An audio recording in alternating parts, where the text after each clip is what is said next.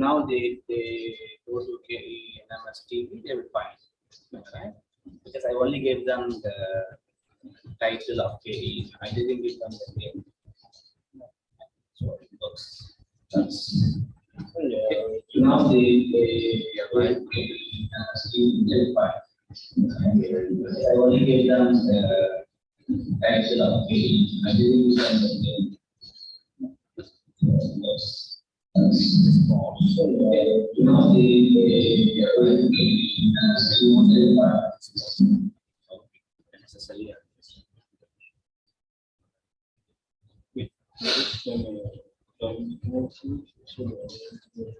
Yes, again.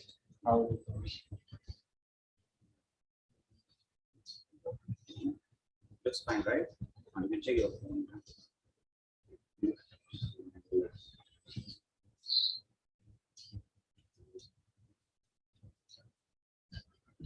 Usually it takes 2 seconds.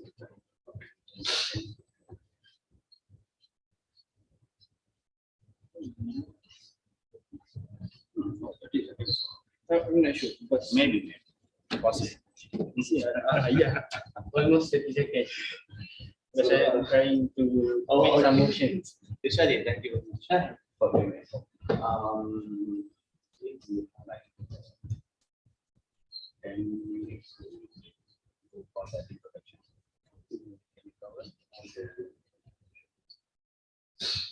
All right.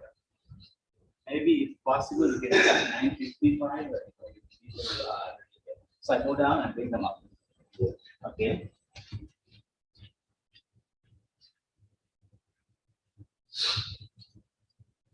Do you need anything, Rafi?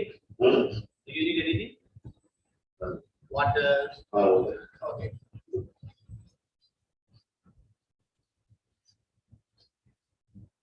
Assalamu alaikum. Very good morning to everyone. Before we get started, I would like to invite the guests to be seated as a symposium into the cooperation.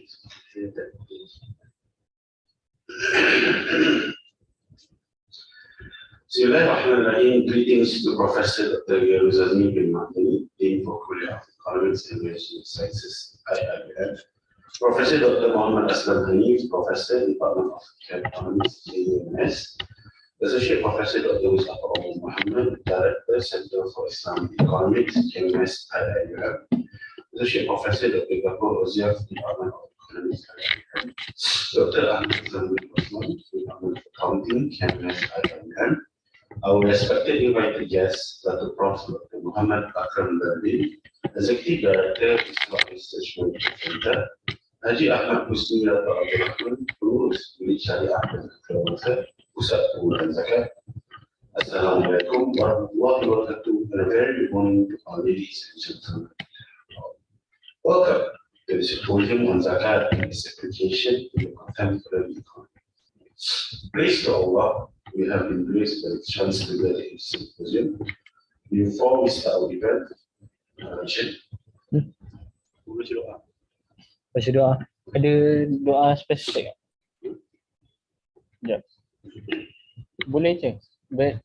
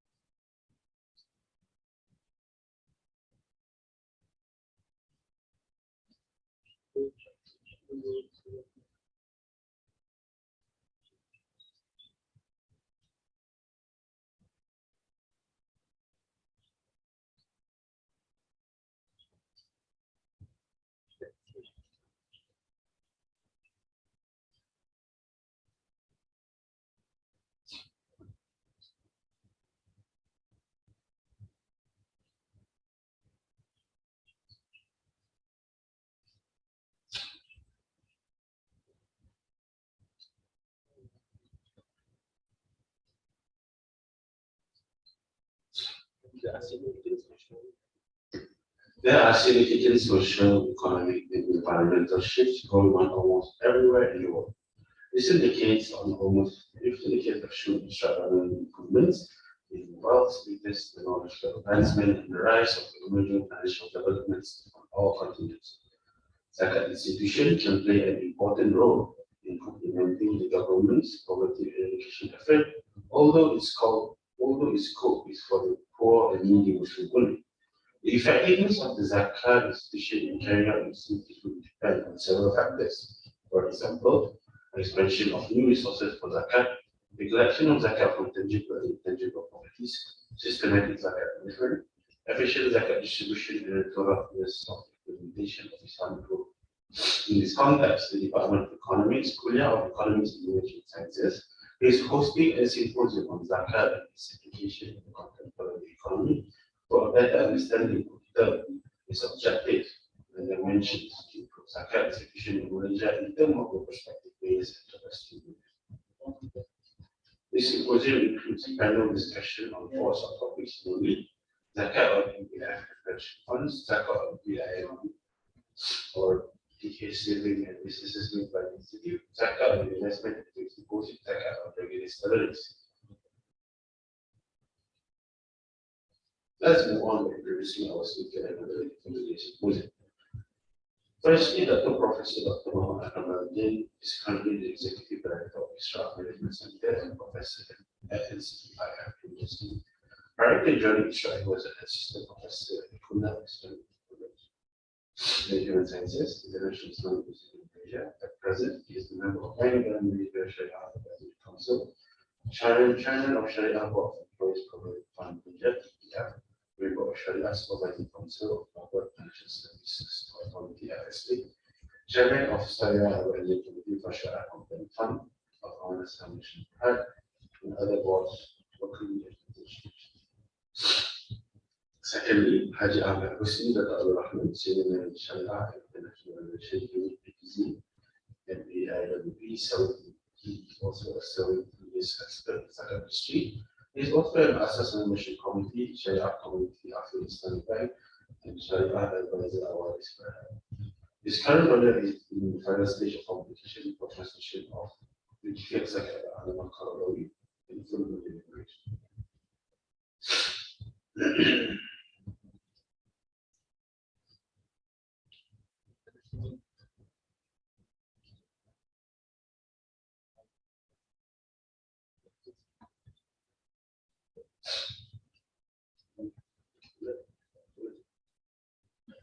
By introducing our speakers and moderator, I'm sure our participants are excited to hear our speakers talk on this topic extensively.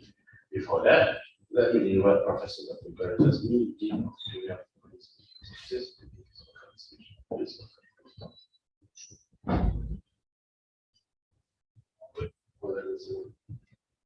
Where are the others? Still waiting. Kalau makanan tak ada orang tanda-tanda. Ini siapa makanan? Food for thought ada, akan ada. Food for stomach tak ada. Who is the chairperson? Organizer?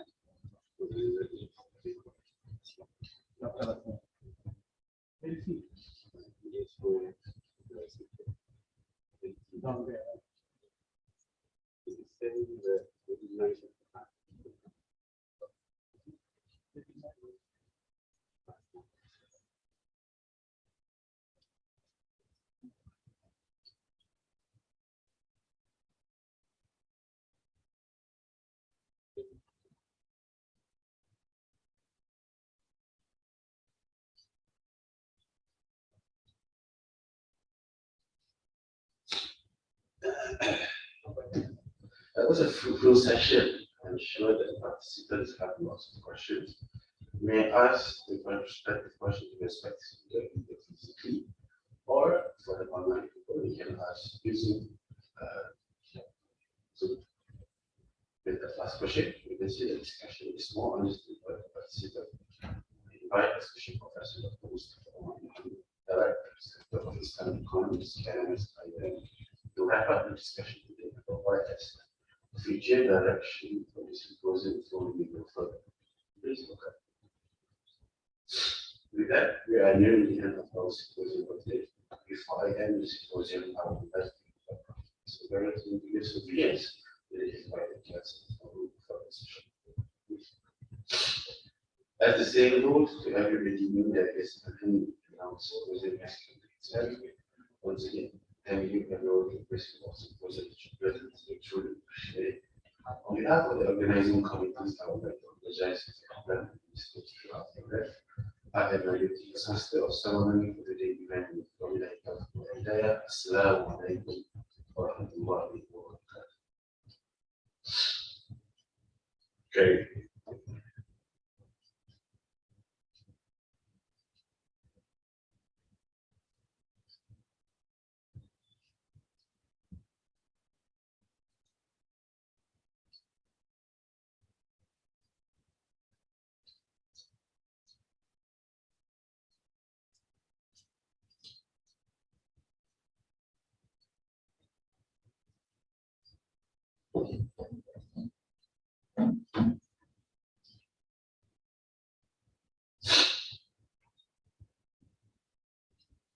What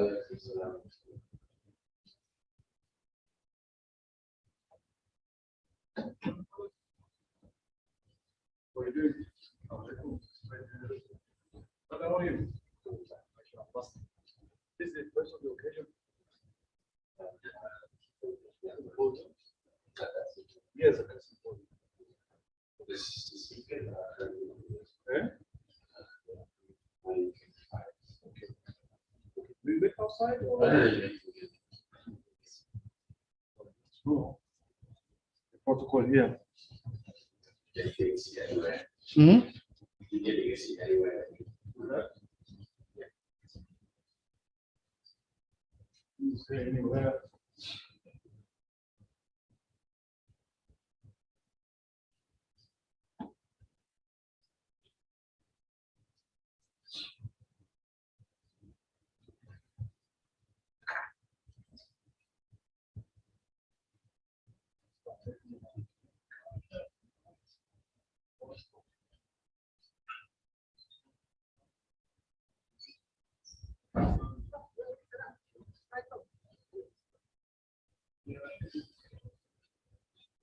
Ano ba? Yung online mo ano?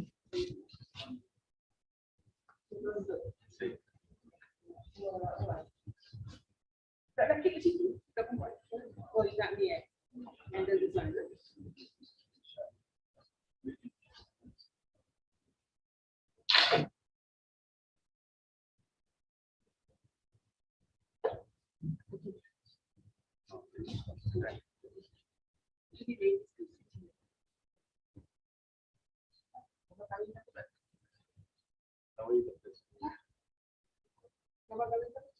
I think that's the participant.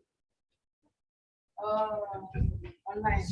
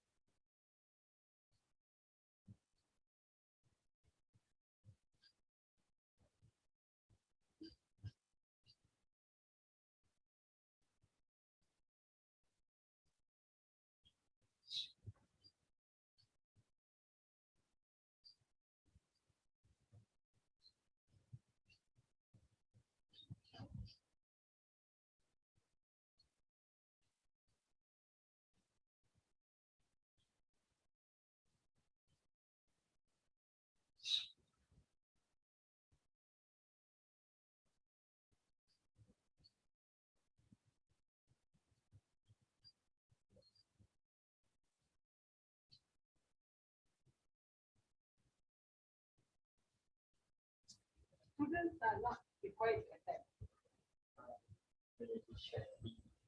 Very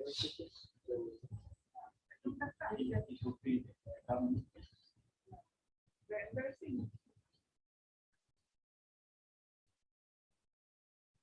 Habis semester kan, jadi mungkin dia dapat kampung kan, boleh tahu kan. Friday, you are a student or? Yeah, I'm student.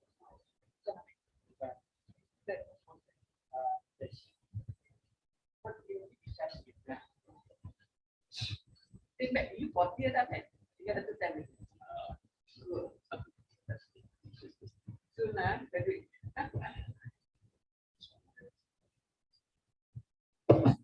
Oh, you took 3.5 or 4 years?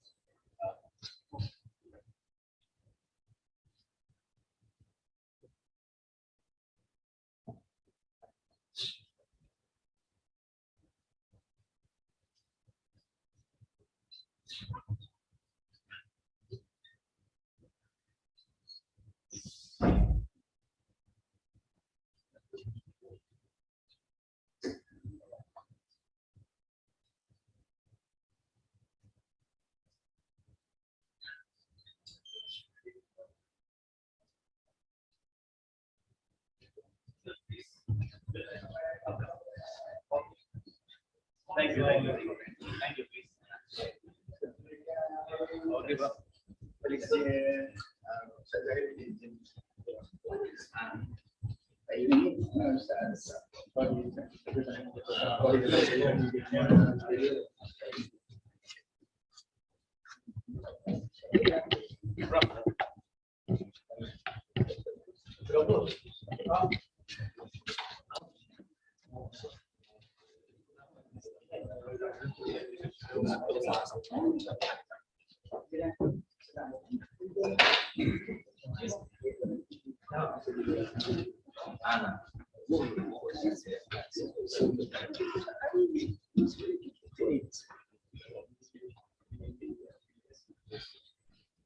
So we have like a study in YouTube and also.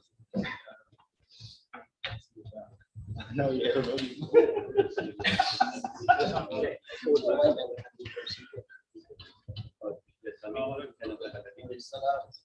Oh, Ini my big brother. Ayatullah nanti. Ayatullah.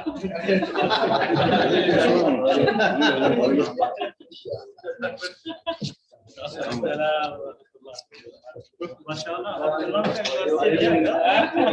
Say mashallah.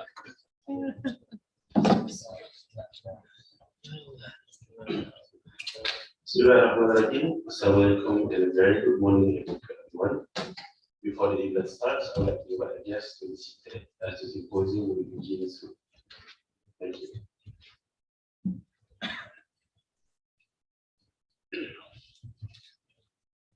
Bismillahirrahmanirrahim. Greetings to Professor Dr. Garuzasni bin Madlen, Dean for Kuliah of Economics and Management Sciences, IIM. Professor Dr. Muhammad Aslam Hanif, Professor, Department of Economics, Kuliah of Economics and Management Sciences, IIM. Associate Professor Dr. Mustafa Umar Muhammad, Director, Center of Islamic Economics, Kuliah of Economics and Management Sciences, IIM.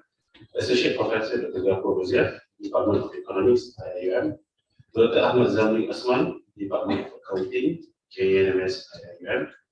Our respected invited guests, Dr. Professor Dr. Muhammad Akram Bardin, Executive Director, Isra Research Management Center, Haji Ahmad Husni Dato' Abdul Rahman, Pengurus Unit Syariah dan Antarabangsa Pusat Pengurusan Zakat. Assalamualaikum warahmatullahi wabarakatuh, and a very good morning to all ladies and gentlemen in the hall. Welcome to this symposium on Zakat and its application in the contemporary economy. Praise to Allah subhanahu wa ta'ala, we have been graced by the chance to gather in this symposium. Before we start our event, let's begin with the recitation of dua that will be led by Brother Ishan. Please welcome.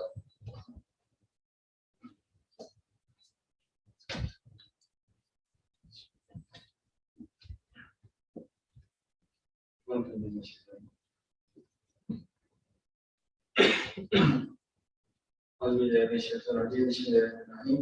Alhamdulillah rabbil alamin. Wassalatu wassalamu ala asyrafil anbiya'i wal mursalin wa ala alihi wa sahbihi ajma'in. Allahumma a'inna bil iman wa misna bil iman wa ahshina bil iman wa adkhilna jannata bil iman. Allahumma ighfir lana dhunubana wa li walidina warhamhum kama rabbayana shaghira. Wa li jami'il muslimina wal muslimat wal mu'minina wal mu'minat al ahya'i minhum wal amwat bi rahmatika ya arhamar rahimin. اللهم افتح علينا حكمتك وانشر علينا من خزائن رحمتك يا ارحم الراحمين. اللهم نور قلوبنا بنور هدايتك كما نورت الارض بنور شمسك ابدا ابدا برحمتك يا ارحم الراحمين. اللهم ya Allah, on this glorious day, in conjunction with the opening ceremony of our symposium, we uphold our hands to pray gratefully thank all your infinite favor to us, that we can live in peace and harmony to perform our tasks as your servants. O Allah, we ask your blessing to make this occasion a success. ربنا آتنا في الدنيا حسنة وفي الآخرة حسنة وقنا عذاب النار. اللهم إنا نسألك بأنك أنت الله الصمد الذي لم يلد ولم يولد ولم يكن له كفوا أحد. وصلى الله على سيدنا محمد وعلى آله وصحبه وسلم. سبحان ربك رب العزة عما يصفون وسلام على المرسلين آخر دعواهم أن الحمد لله.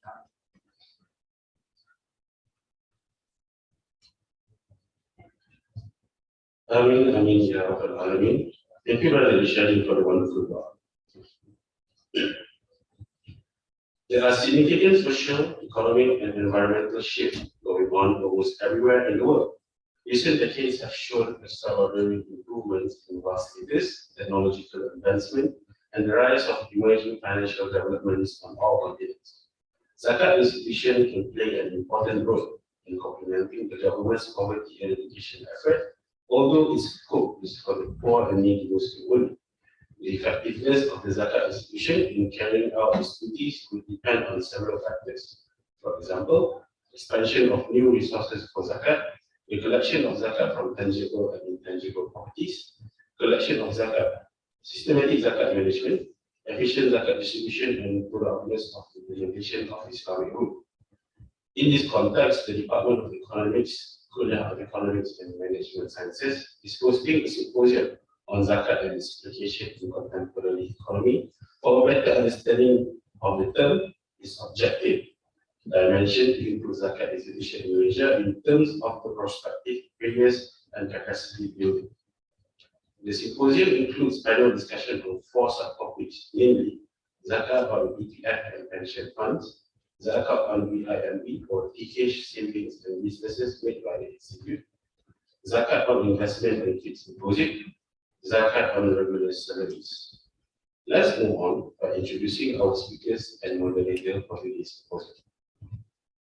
Firstly, Professor Dr. Muhammad Akram Latif is currently the Executive Director of the Islam Management Center and Professor at INCEIF University.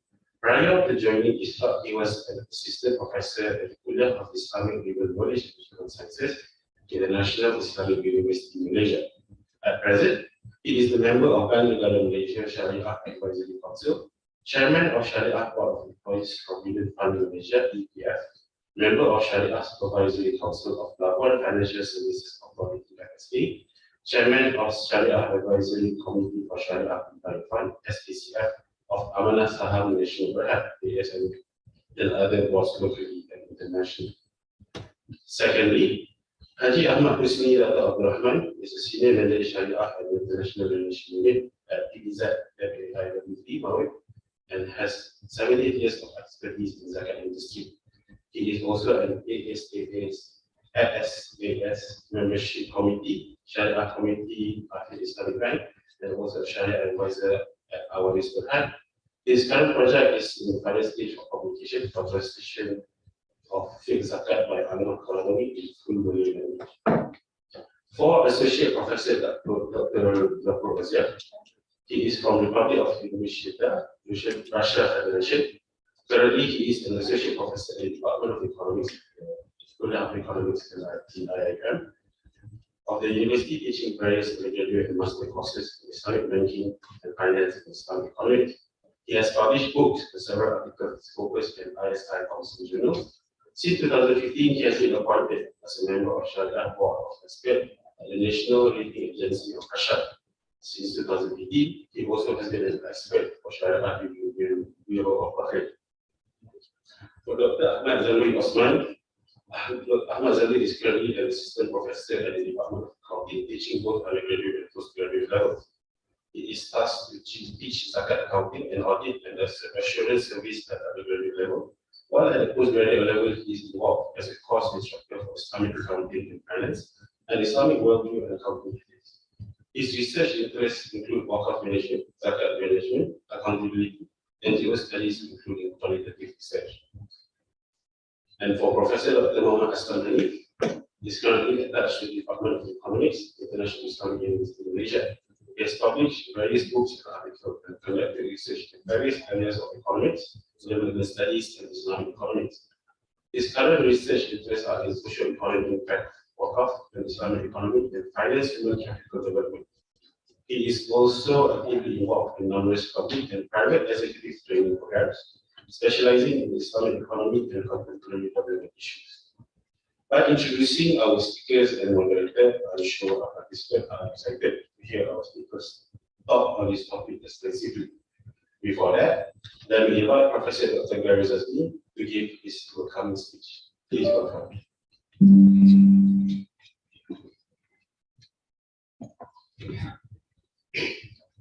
Yes, Assalamualaikum warahmatullahi wabarakatuh. I'll try to be quick. Basically, as a kuliah, we are welcome all panels and all the participants that we have for the symposium on Zakat and applications in contemporary economy.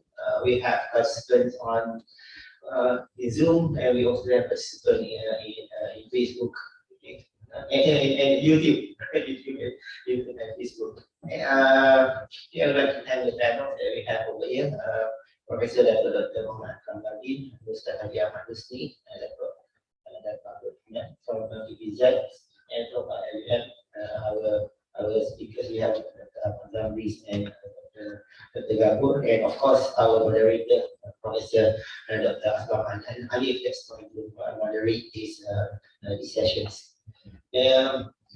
Sometimes when it's in Ramadan this year, we have a long discussions in our Department of Economic WhatsApp group talking about Zakat. And because the discussion is very long, now in the WhatsApp group, we need to have a symposium. So now we have a symposium trying to melukai all the differences of opinions that we have in the group. Okay. So hopefully the ideas that we have in the symposium today will clear up and will help us to be more aware of zakat with regard to different type of zakatable items, because there are a lot of different items that zakat that can be that is zakatable, that have to be paid zakat. Okay. So hopefully we'll be able to achieve what we want to achieve today, okay? And we'll have more understanding with regard to zakat today. So with that, I'll give back to our MCs.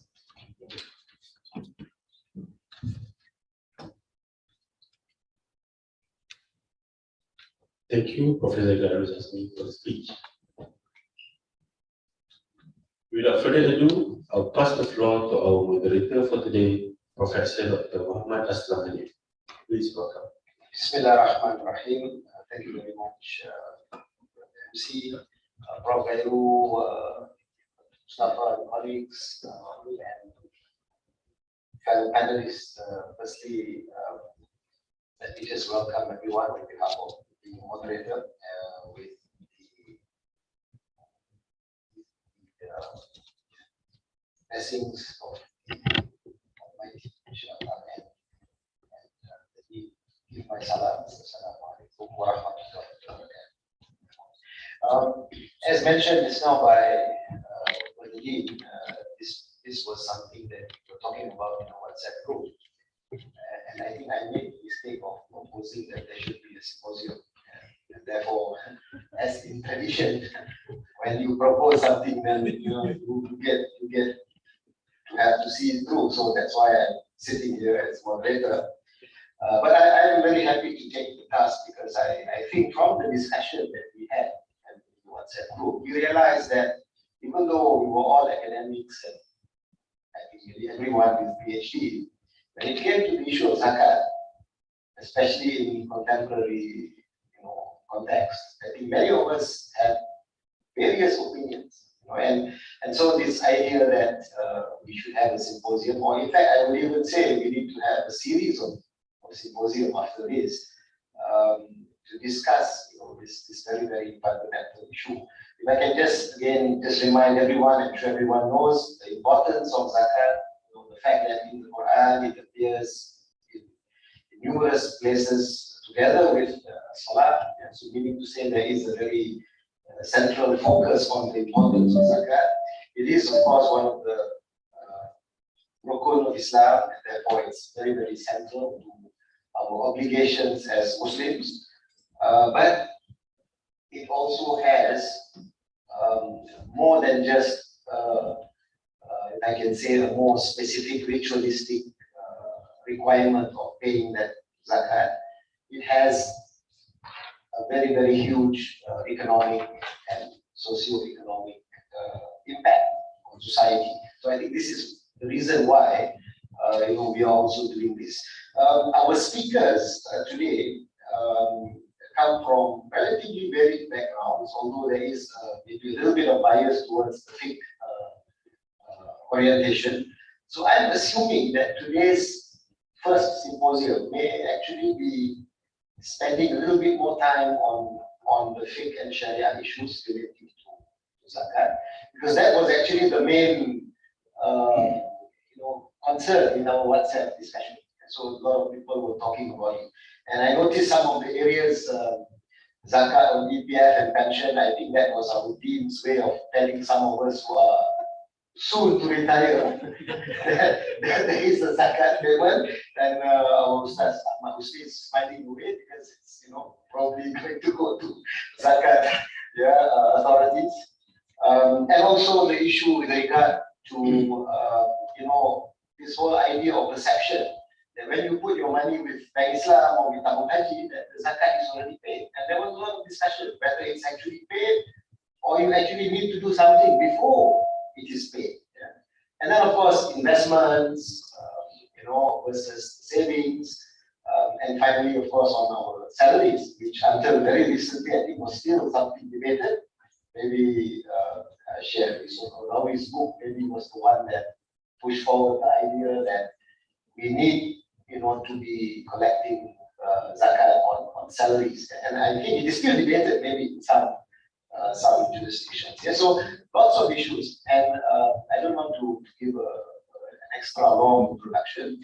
The speakers have been introduced, but special request by Prof. Akram that he has to leave for another function. So initially we wanted to have 2 rounds of presentations. The first one will be 5 minutes, kind of anything the speakers want to say, and then the second round we may ask a more specific question related to that person's expertise. But maybe in the case of Zakka, we will maybe give him maybe 10, 12 minutes to make his presentation, and then we open for some Q&A for him. And then we can continue with our other 3. So with that, I have the pleasure to invite Akram to make his presentation. And by the way, we go back a long way. I think maybe UK.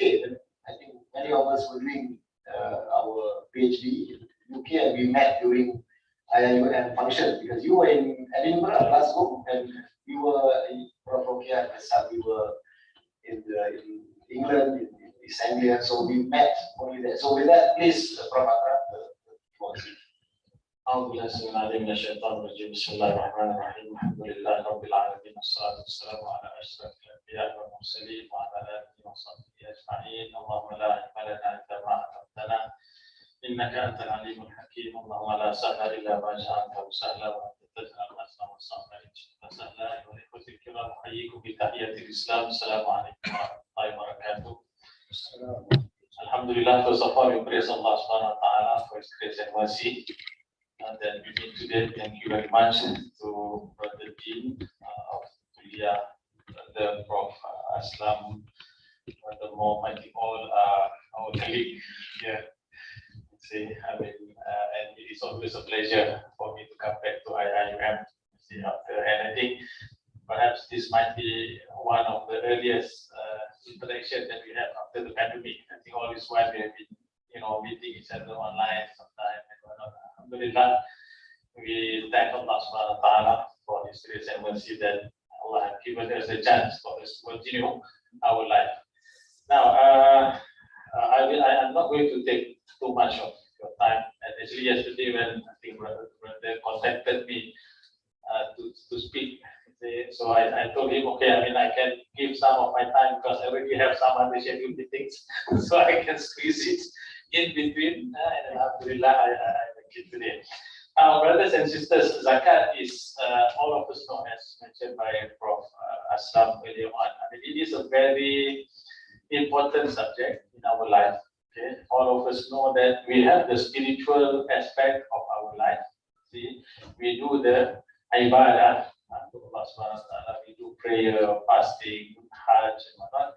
You see, and on top, that is on the spiritual aspect of it. Zakah, of course, it combines the spiritual as well as the material aspect of life. Okay, and as mentioned by Brother Aslam, you see, if you look, into the impact of zakah. Of course, when we read Al-Quran, Allah subhanahu wa ta'ala tells us that, part of our wealth that Allah has given to us, right, it belongs to somebody else. It does not belong to us. Even though, we believe that if you are earning, let's say, 5,000 a month, you would think that the entire 5,000 belong to you. That is from your own perspective. But from the Quranic perspective, you does not. The entire 5,000 does not belong to you. Just like we have to pay the tax.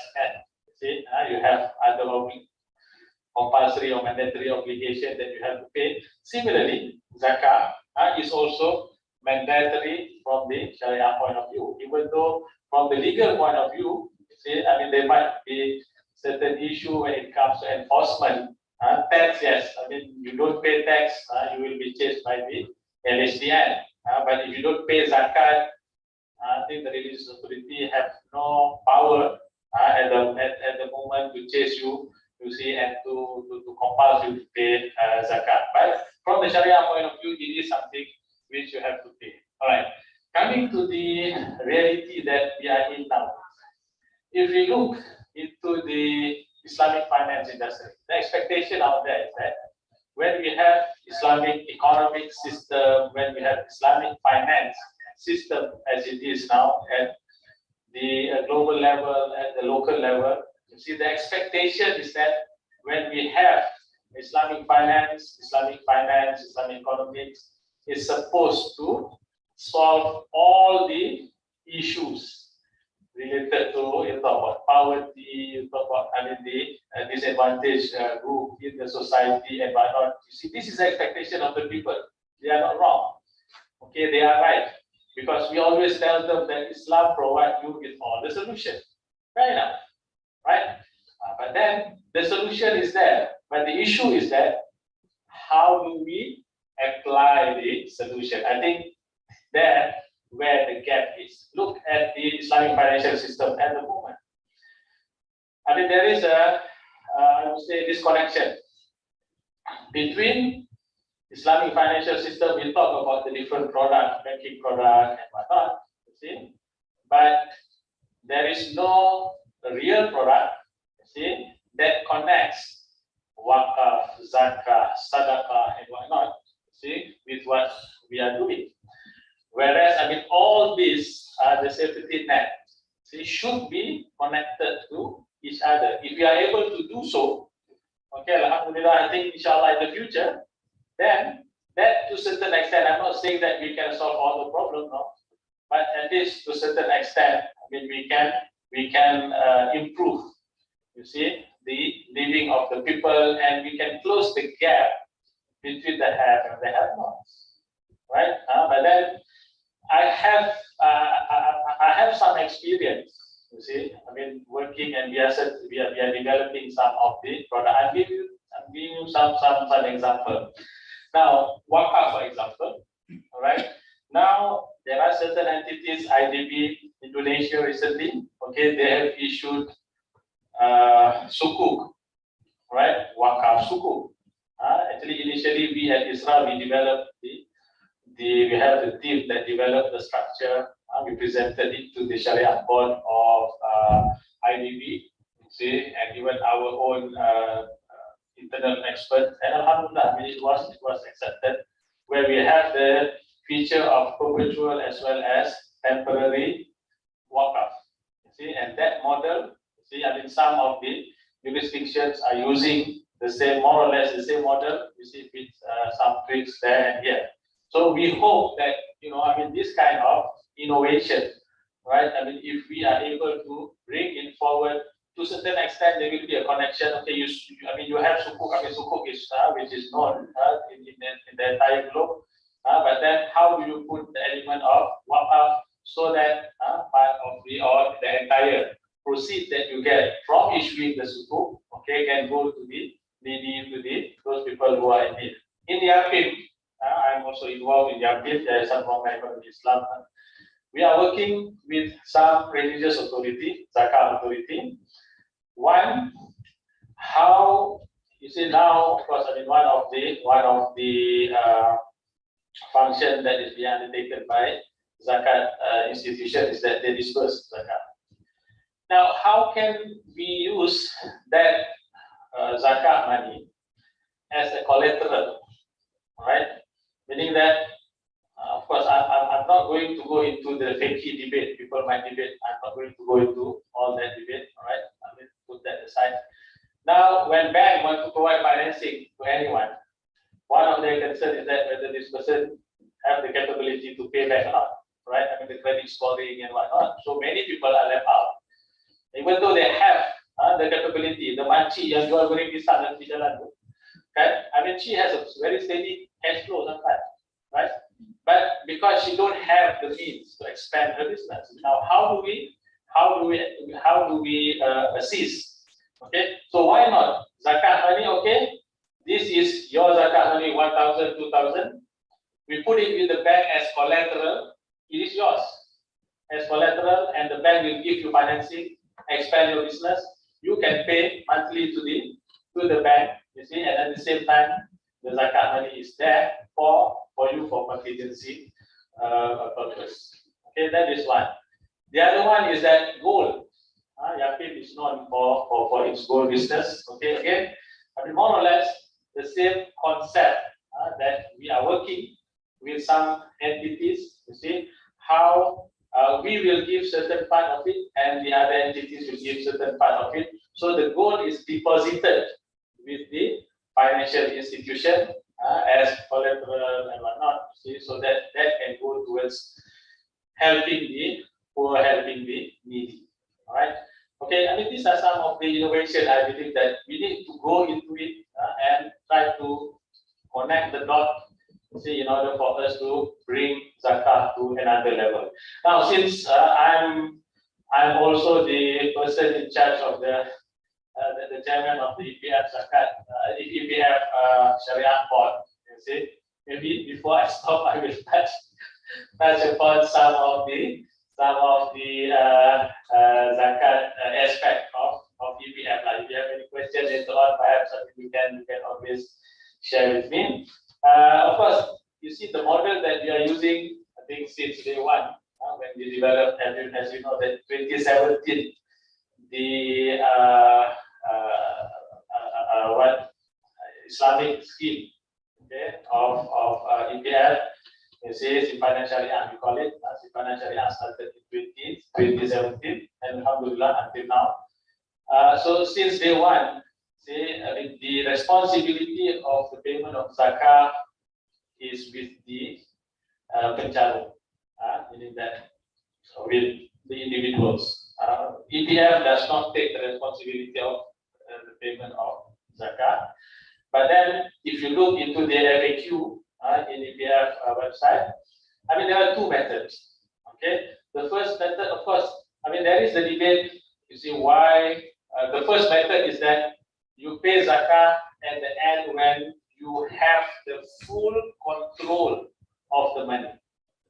Full control meaning that upon 55 years of your age, then you will have full control of the entire amount. Okay, you have, when you are 50, you have control over a certain amount. Account one, right? So once that is due, okay, zakah is due on that particular amount. Meaning that when you are 50 years old, whatever amount is in your account satu, okay, you have full control of the amount, meaning that you can take out the amount at any time. Okay, so meaning that the bil kutam, the full ownership is already executed at that particular time. So you have to pay, meaning that whatever amount you take out 2.5% before you use for any other purpose. Even if you do not take out, zakah is due at that particular point. 50, when you are 50 years old, when you are 55 years old, you will have full control of the entire amount in your EPF account. So there, where you see zakah is due for the entire amount. And then before, so that's why if you did not invest, if you do not do anything, of course, I mean the amount will be depleted year in, year out, 2.5%. All right. So you have to ensure that you deploy or you leave it in. Of course, I mean, EPF is going to invest it, and you are going to get the return out of your money. Okay, that is one. The other method is that year in, year out, you pay zakah. If you do that, of course, I mean, each and every year you pay zakah for the amount that is in your account. All right, and then towards the end, when you take out, then you don't have to pay zakah anymore. So either you pay it yearly, or you pay it once. Of course, I mean, if you pay it once towards the end when you take out, then they will be, I mean, the amount will be higher. Now we did discuss about, I mean, those, you see, EPF. I mean, you have different type of people who some have very small amount. Okay, so if you go to the FAQ, I mean, there are, because we have taken I think the national level of poverty and whatnot, you see, certain benchmark. So whether you are eligible or not to pay Zakka, it is there. I mean, there are certain criteria for you to be, so you can go into the details at the EPF website. And those who are taking out their money for or withdrawal for basic needs and for ownership, education, health, disability, and whatnot. So this, I mean, that amount is, it's not zakatable, meaning that you don't have to pay Zakka for that particular amount. I mean, that, I think, in a nutshell about EPF with Zakka, if you have anything. Now, there have been called by some quarter that why not EPF emulate Tabung Haji? Because Tabung Haji, they take out the Zakat Tijara, meaning that for the entire business. See, so once they take on from the entire business, that individual does not have to pay Zakah on their own. So we are looking at that particular model, and very recently also we have a discussion with the chairman of EPF. So we are looking and exploring that particular option, so that people don't have to pay on their own, but we will pay. But that is still at a very initial level, I would say, stage, you see. So if that happens in the future, perhaps we will have a common kind of arrangement like what Tabung Haji is having. So I think I will stop there, Prof. Islam. See if there is any question, then I'll be happy to take up the question. Assalamualaikum. Waalaikumsalam. Thank you very much, Prof. Akram. I think in a nutshell, what I can see, the two main focus of your presentation, firstly was the need to look at the Islamic economy full picture. So I think we have to stop thinking of Islamic banking or Islamic finance as a separate area, devoid of any Islamic economic foundations. And then we need to also bring zakat, wakaf, maybe sadaqah, and other aspects also into the framework of an Islamic economy. I think that was at least what I got from your message. And I think this is wonderful, because one of the purpose of this symposium is to also hopefully develop some research areas that we can do together. So maybe Isra and us, with the assistance of we can work together on some areas to talk about this, looking at the big picture.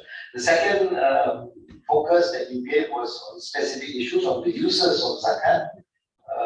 For example, you gave example of zakat used as collateral, how we could do that. And then of course you talked about the EPF. I'm sure quite a number of people would be interested on the EPF issue.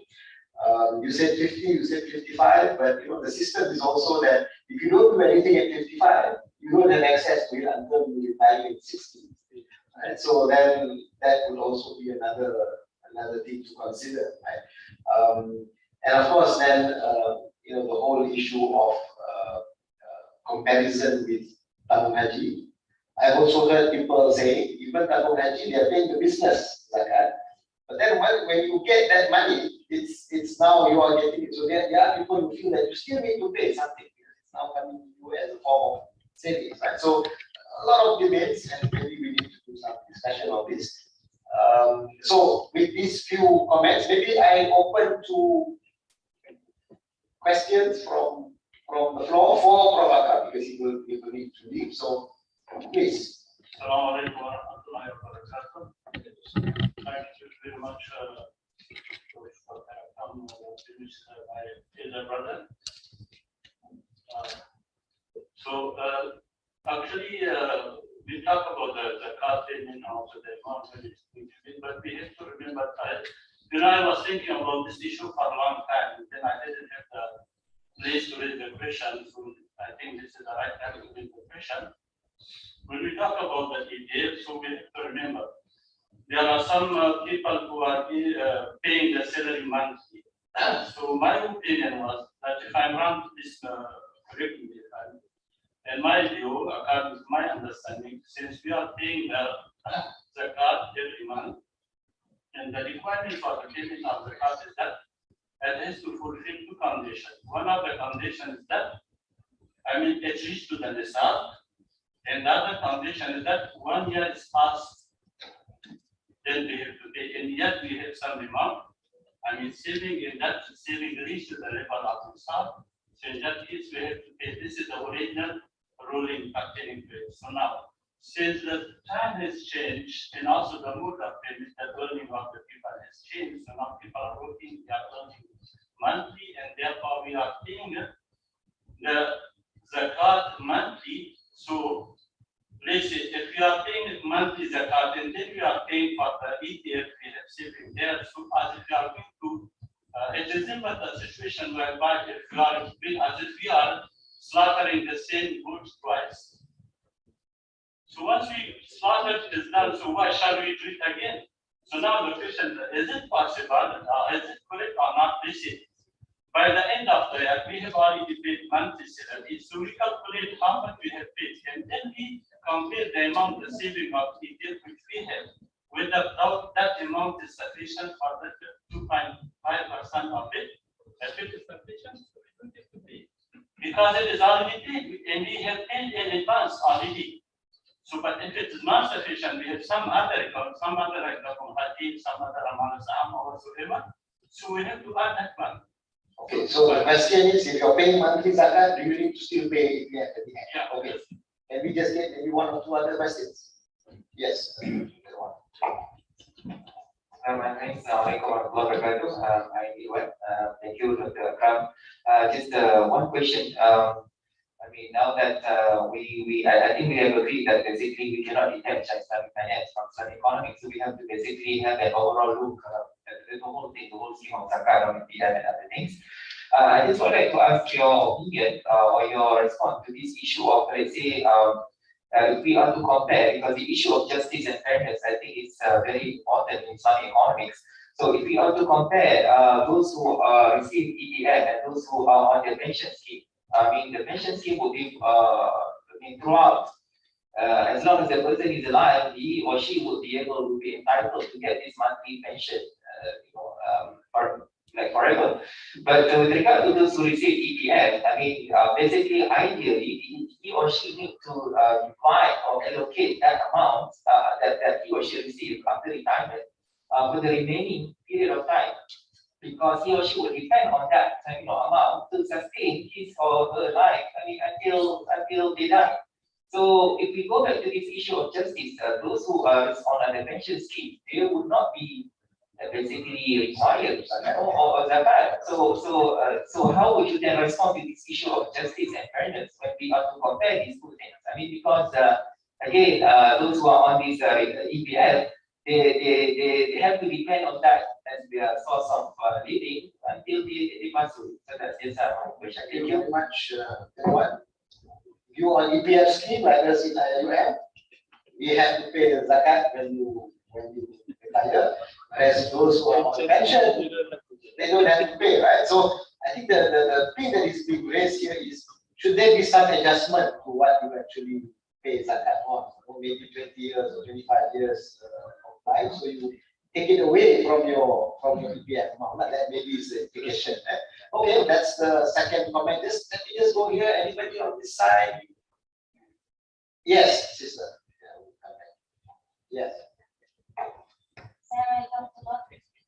So you mentioned that we can use Zakka to bring it up to the next level as a collateral for a loan for someone for an SME that wants to expand.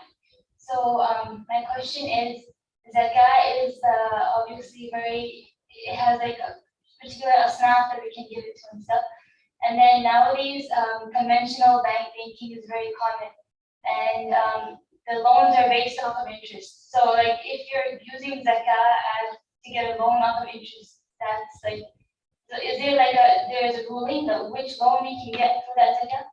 Okay, so a bit more clarification on that proposal. I mean, he didn't say you can do it. He was just saying consider it. Yeah? Sorry, just introduce. We have for record. Who are you? I'm Fatima Idani from the US. Okay. Okay. Right. So Dr. Mustafa will be the last question, and then we ask. Actually, Sister Fatima hijacked my question. Thank you. Yeah, she's my student in the Zakka class. Anyway, I'm just going to modify what she has said. First of all, I would like to thank the speaker, particularly Prof. Akram. I think the relationship between ISRA and EPF started more early than 2017. I remember being commissioned to do certain Islamic work for EPF. Now, just as the sister has said, it's a good idea about the loan, but the implications is a bit, it's more on the negative side. We have a case in Sudan, the one Zakka in Sudan. They wait when people are in trouble. They help them, the poor, to get out of that loan. But now, we in economics, we say the poor has high marginal propensity to consume. So you put the 1,000 there, and this guy wants to consume. Instead of using this money as a collateral, I would think it would fare better if the poor is empowered with that money on capital goods, etc., rather than loan. That would be my suggestion. Thank you. So now the point is, when you put it, what is the use for? Is it for to get funding or to enable him to buy the fishing rod? I think that's the point. So I think excellent questions. I'll start with the last one, and then I'll go up. Well, I would agree to a certain extent, right? Yes, that in terms of I mean, whether you provide it as a consumption in consumption mode, right, or you provide it as collateral. If you ask me, right, human being, okay, when they have the chance of consuming without taking any responsibility, then the aspect of, I would say, taking responsibility will be less. Okay, so the model that I mentioned just now, okay, we put this as a collateral, okay, but here you have to serve your financing. I always use the term financing because for me, whatever scheme that we are doing, you have to go to Islamic mode of financing.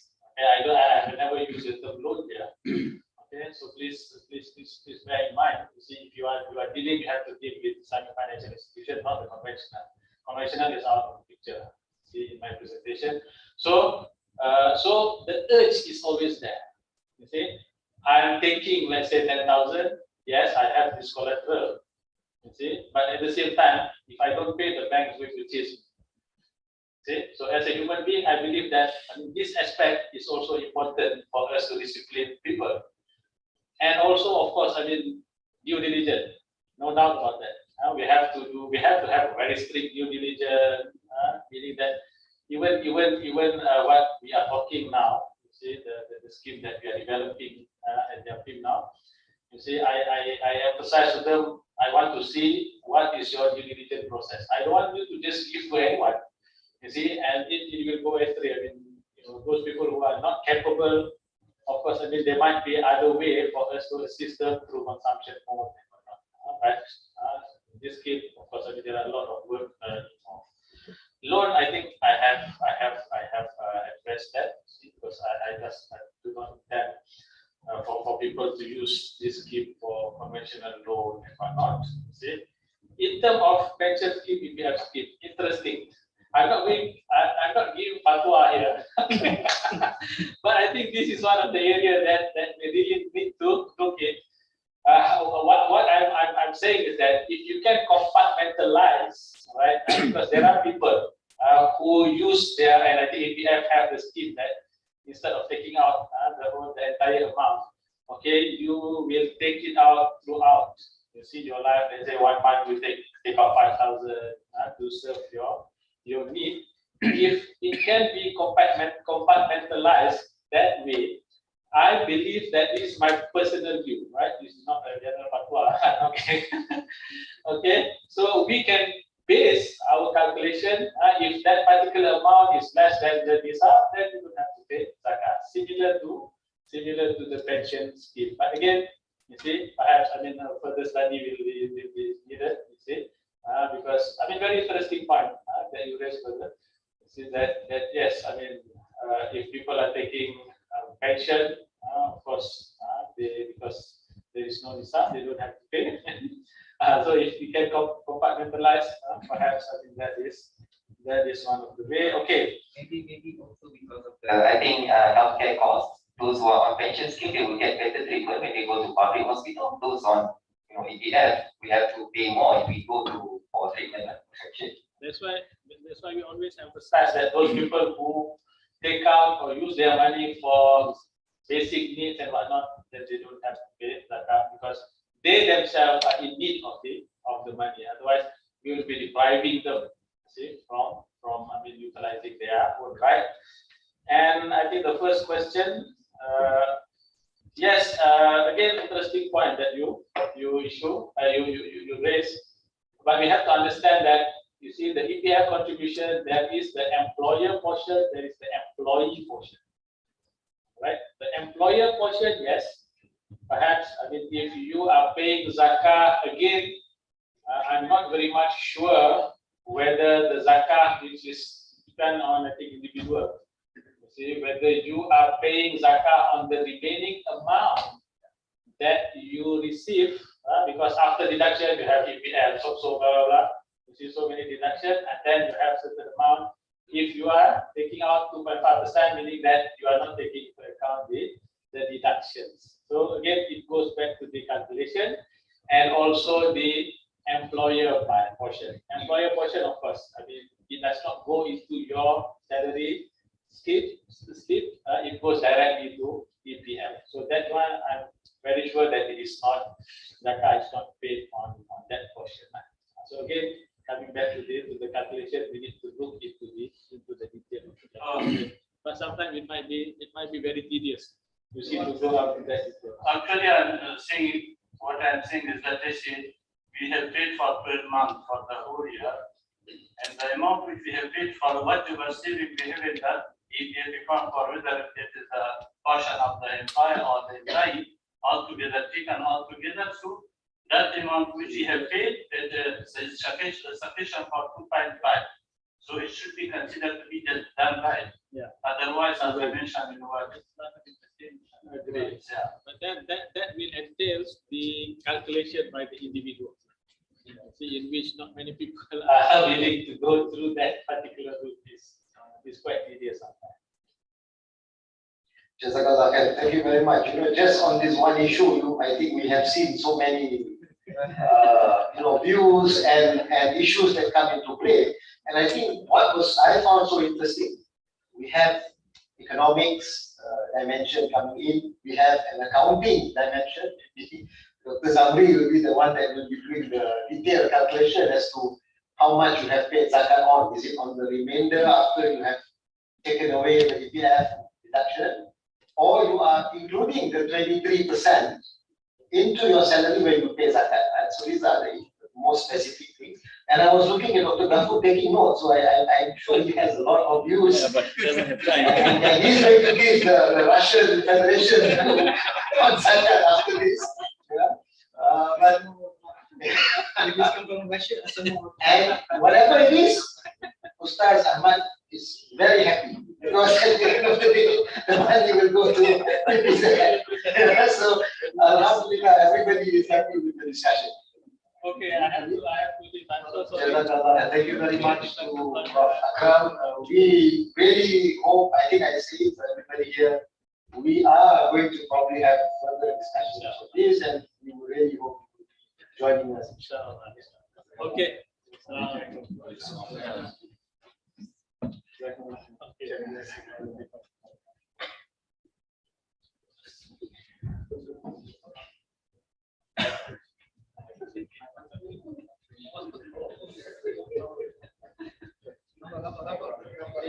Oh, okay. Right.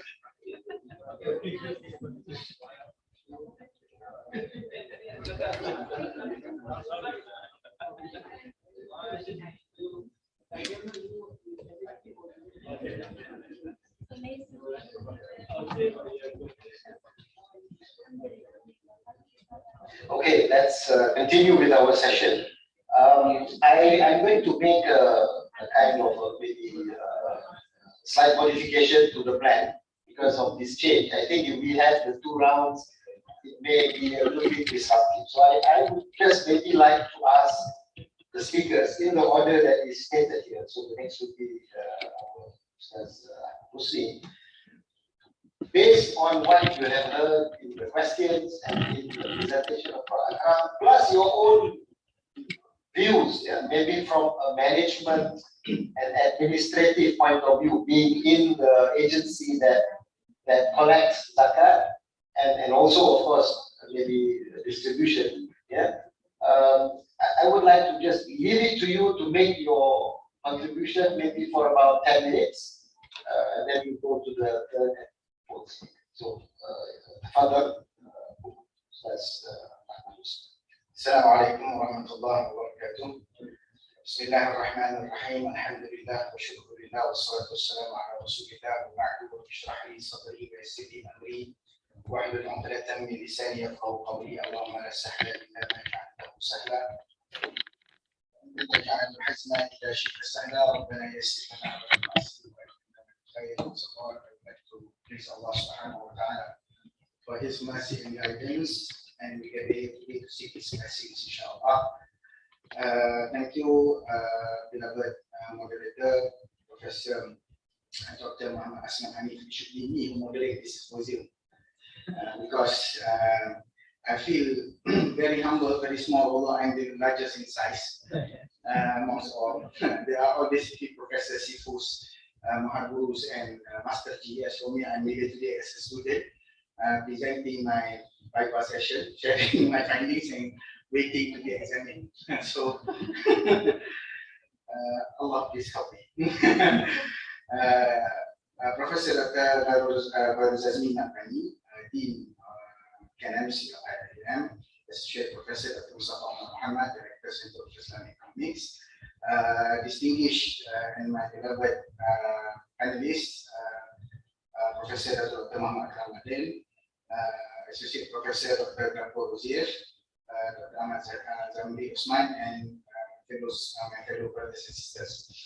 Okay, first of all, I would like to put into your knowledge that under the wing of Federal Territory Zakat Administration, we do have different entity in the sense of collection and also distribution. Okay, as for the distribution, we have the Baitul Mal Committee and also the Distribution Committee, whereby under the Distribution Committee we have the Baitul Mal Division, and we have also the Baitul Mal's growth of account, and from there the 8 or the Asnaf, all the 8 Asnaf recipients will receive their whether they are monthly zakat or yearly zakat or whatever zakat they can get. Okay, that is basically the distribution part.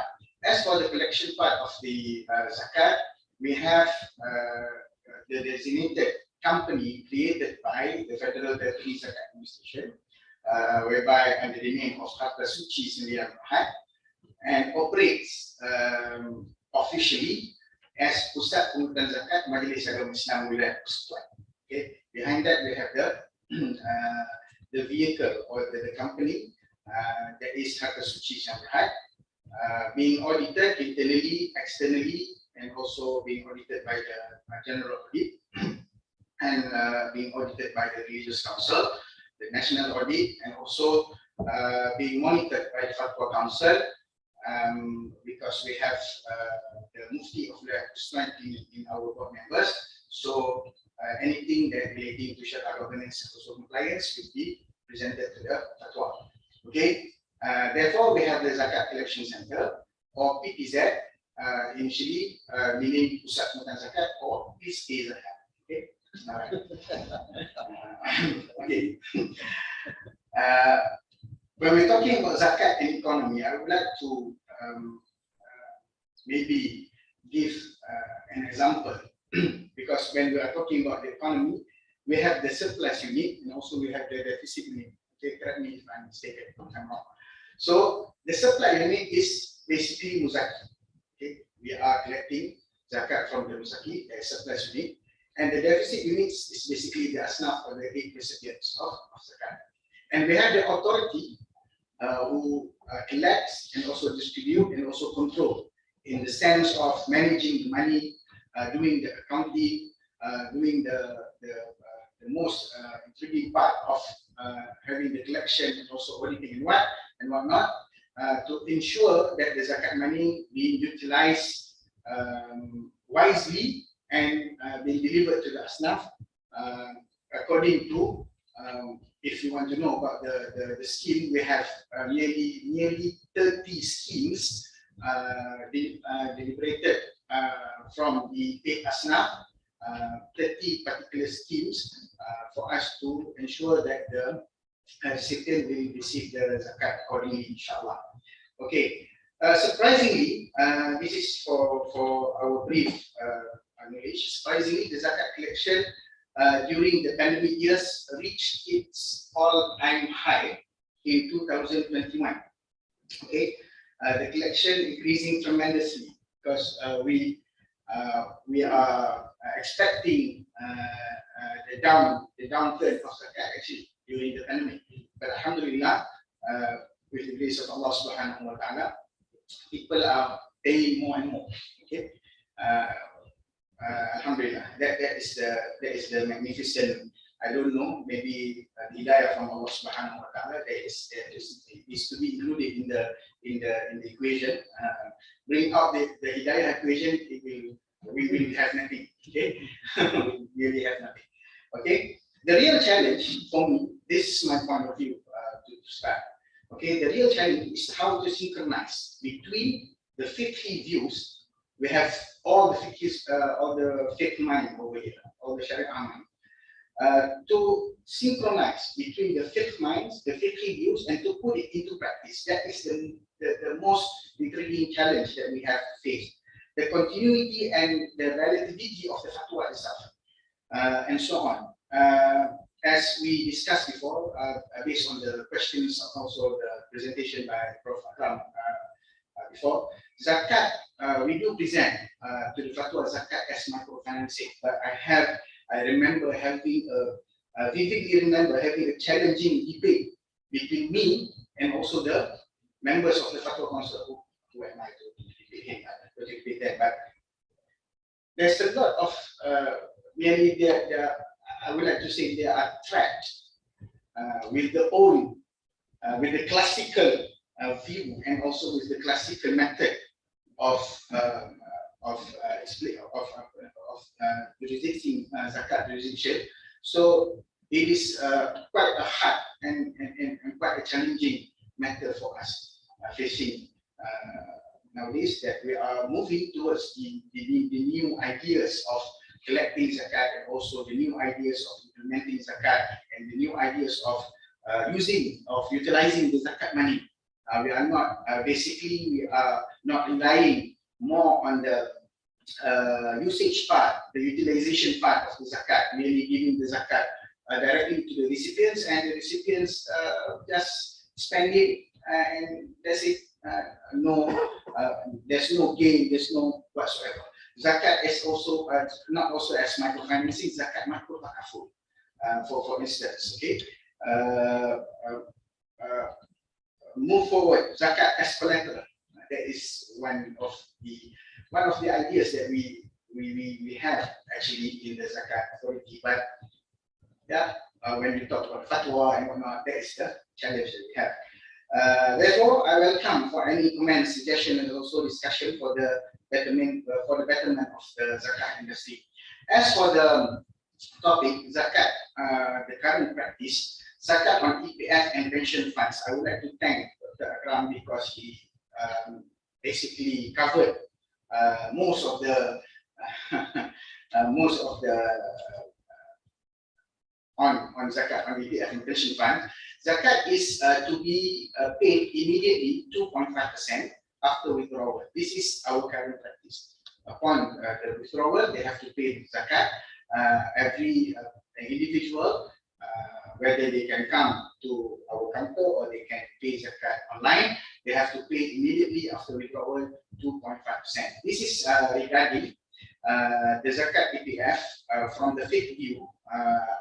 I would like, actually, I'm focusing on the practitioner's view, but from the fifth view, we treat the zakat on PPF and also pension funds as zakat mal dimar, where the wealth that owner is restricted from using it or obtaining it in that they have the limited possession of the money.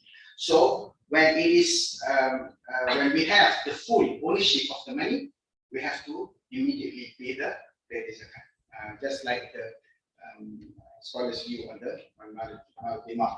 Okay, withdrawal upon 50 years of age, like Dr. Akram said before.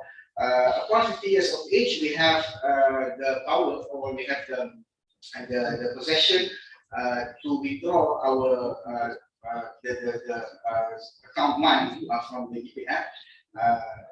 Then we have to pay zakat actually each and every particular year until the year of 55.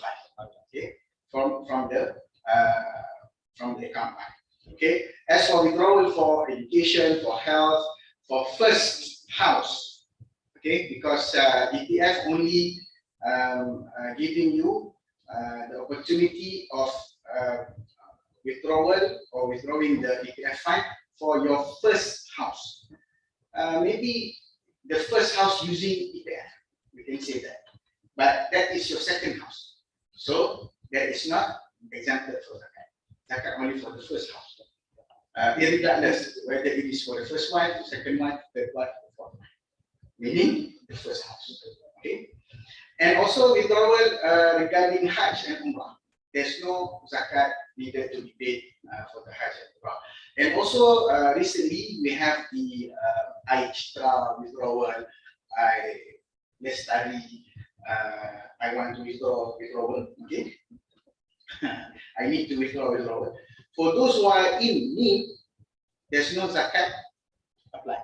No zakat is applied. But for those who are basically okay for the sake of withdrawal, we can withdraw. So we withdraw, but they have no need actually for the money. No intention for the money, just for the sake of withdrawing, and they withdraw the money and put into other means, put into savings, put into investments, and all. So that particular withdrawal is subject to zakat. Okay, we are implementing that for the zakat. Okay, state of non-withdrawal after the age of 50 and 55. If what Dr. Prof. Aslam said before, there are some rulings pertaining withdrawal. If you're not withdrawing after 55, you have to wait until the age of 60, and then only you can withdraw. If that is the case, the hukum or the fifth view comes back to the original view of EPF, whereby you don't have to pay zakat each and every year until up to the withdrawal date. Okay, but if you withdraw, every month, every year, we do the withdrawal, and we have the remaining balance. Okay, the remaining balance that exceeded the nisab, so it is particularly subjected to zakat. Okay, I would like to not answering, but giving my opinion upon the question raised by I believe before, that our zakat money that is being calculated monthly for the salary deduction, and then we have to pay again the EPF money from the money that we have deducted. Okay, actually, when we deduct the zakat portion, we are excluding the EPF portion from the zakat calculation, whereby we are focusing on the zakat will be paid at the end. And when you put the savings or whatnot into the EPF, you actually creating a new mean of wealth. So by the means of creating new means or new wealth, it is subject to zakat for the new wealth. Okay, that is my point of view and also the practitioner's point of view.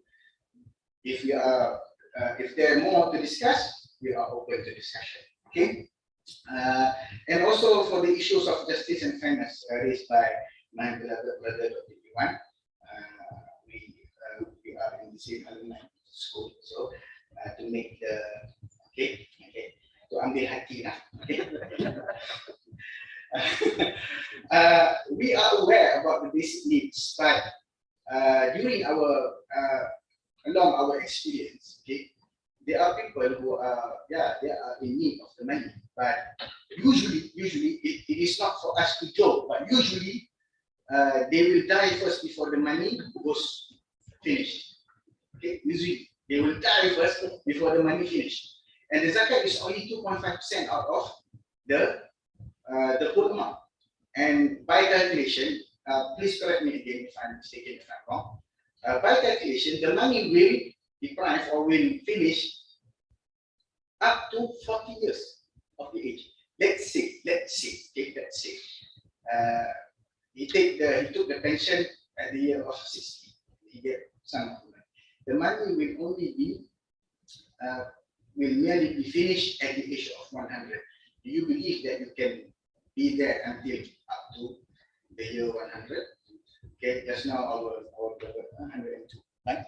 Okay, so that is basically the practice and also what is there in the I would like to call in the market or in the reality. But we are looking. Thank you for the suggestion, and it can also be classified or clarified as Qara'imul Amwal actually. But Qara'imul Amwal, we have to take into the account of the calculation. We have to take the Qara'imul as the calculation, but not the Qara'imul not to be taken as zakat. That's the treatment for Qara'imul Amwal. But we are looking forward to, okay, if they are like Prof, I agree with Prof that basically we can calculate the monthly need of the pensioners and also the one who obtain their PPF, and we will deduct. We do deduction as same as we did to their salary before. Okay, so we will calculate it, whatever balance that they have after the deduction, then only it is subject to zakat. All right. Zakat on BINB and tabung haji. Okay, for the sake of BINB, already have the blanket approval from Ustaz Nazri to present this data to you. Zakat is only being paid for the shareholders' fund and also from the business activities. It's not being paid for the depositors' fund. The depositors pay their own zakat, but with IMB or Bank Islam, they have their special zakat deduction program whereby they can, with the consent from the depositors, they can pay the zakat on behalf of the depositors, and the official receipt will be issued. Yes, I just one more slide. Okay, 2 minutes is more than enough. Okay, thank you, Prof. Okay, as for the tabung haji is a long debate between tabung haji and zakat, and it was actually my master's thesis before, but I cannot get the data from the tabung haji, hence I have no master's yet. So the zakat being paid is practically a personal vendetta for me. Me and tabung haji, but we be friends with everybody, so no offense taken. Okay, zakat being paid on the business part. As for the depositors fund, there is still a lot of debate going on and also discussion relating that particular issue, because if they say that they are paying for the depositors, the depositors funds reaching nearly RM80 billion. RM80 billion, the zakat is practically, roughly, if you calculate directly, is 2 billion, but the tabung haji paid only 64 million. It's a huge difference. and I will leave the calculation to the companies. Okay, so, right. Zakat on investments and term deposit is not what? It's not. It should be used as term deposit in Islamic. Okay.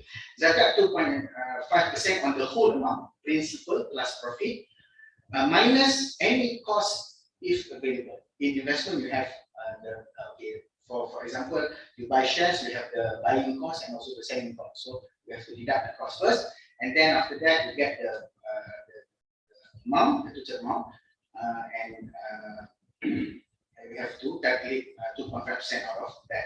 Okay. As for the Wilayah Persekutuan Kuala Lumpur, we calculate it based on the end balance or the current value of the investment. All right. Whereby the zakat on salary is 2.5% on the salary. We can calculate it without the deduction for those who have the big amount on tax. They want to leverage the amount, so they do it without deduction. And we have the calculation that incorporate the deduction before we pay zakat. And we also have the monthly deduction scheme for those who are working, whether in corporate or in government level. We have the monthly deduction scheme for them to participate and to ease their zakat payment. And that's all from me. Inshallah, we will look forward to any discussions. Assalamu alaikum. Alaikum salam. Jazakallah khair. Thank you very much, Mr. Ahmad. Wonderful, I think, giving us a lot of insights into the practical issues. And I think what you said is very important. Whatever we discuss in academic circles, at the end of the day, when you put it into practice, there are so many additional complexities that come into the picture, which sometimes we are not thinking of, or we don't think about it. And so this is very important. And if I can also connect your overall picture, you are actually talking about the importance of ijtihad. Yes. Right? And ijtihad in the context of Islah, reforms, and renewal. And who will be involved in this process? I think this is again going back to our idea of collaboration between different stakeholders, right? And it's wonderful that you have commented on most of the issues that we listed out. Although I was looking at the audience, I'm sure many of them had further questions. So it goes to show that lots of issues that need to be clarified and to be agreed upon. I think the agreed upon thing is going to be even more difficult, right? Because as we mentioned in the early part of the presentation by Prabhakaran, although zakat is one of the pillars of Islam and it is a requirement, obligation on everybody, but legally speaking, in the country, it's I suppose you can say it's voluntary because nobody is there to take it out from you. So if people don't agree with you, they just go on and do what they want, right? And I think this is the situation. How do we get not only better understanding but also agreement and then compliance? I think these are big challenges. Okay, we come to our third speaker. We are going to the Republic of Ingushetia now, which is when I first met Dr. Gafur and I was saying Chechnya, he said no. And he said I'm from Ingushetia, and I have to be honest, I had to go to the map, to the map and actually figure out where it was. And I found that not only there's Ingushetia, there's Ossetia, and many small Muslim states. But Dr. Gafur has been in the country now for 30 years. A little bit less than 30 years, maybe second to Sheikh Mustafa. So I invite him to make his presentation 10 minutes. And with the condition of organizer, we may need to go a little bit, and maybe 12, 15 we can stop it and then have to close it. Okay, so Dr. Gafur, session is yours. Assalamu alaikum wa barakatuh. Thank you very much, Professor. As we agreed upon earlier, it's going to be, inshallah, free discussions and throwing the points that might be disturbing many of us from a fact perspective, from a legal perspective, and certain issues remain quite unclear to many of us, even though we have been practicing them, using them. We take point number one, the so-called zakat that we pay from ourselves. So this issue, I remember some time ago when I raised it, I said, when you look at this from pure Sharia perspective, there is no way to count it as the zakat. Zakat is understood from text of Sharia, Quran and Sunnah, and the way it is practiced and the way it's calculated. So as we know, our zakat is tax exempted, and you can pay either this or that. And what is interesting, the way zakat is calculated is exactly one-to-one similar to the way tax calculated. So it's like, just example, 8,000 for working staff, and for spouse 3,000, 1,000 for each child, and then after that you calculate. I mean, these figures, this formula, the one that is used for tax, we understand it's coming from government, considering certain, taking into consideration certain issues and whatever it is. But from Sharia perspective, to count it as zakat, that is something that up to now I cannot understand it, how to interpret it. I mean, there is even the secondary opinion, or very marjuh, very much marginalized opinion of fiqh scholars to justify, to call it zakat, so that you go back to your, when you see that the zakat is deducted from your salary, you say, alhamdulillah, I paid zakat. In what way? So the only way to consider it, I mean, I know it's a bit challenging. I know that, I know very much, I'm aware of it, that immediately it can be said against me that, that it has been institutionalized for a long time. Yes, I know that. But I'm here to raise the issue from Sharia perspective. Okay? We're not going to change whatever it is, but we have right to think, and we have obligation to express our opinion, especially something related to Sharia. Now, otherwise, it's not worth studying Sharia if you don't express your opinion as it's supposed to be.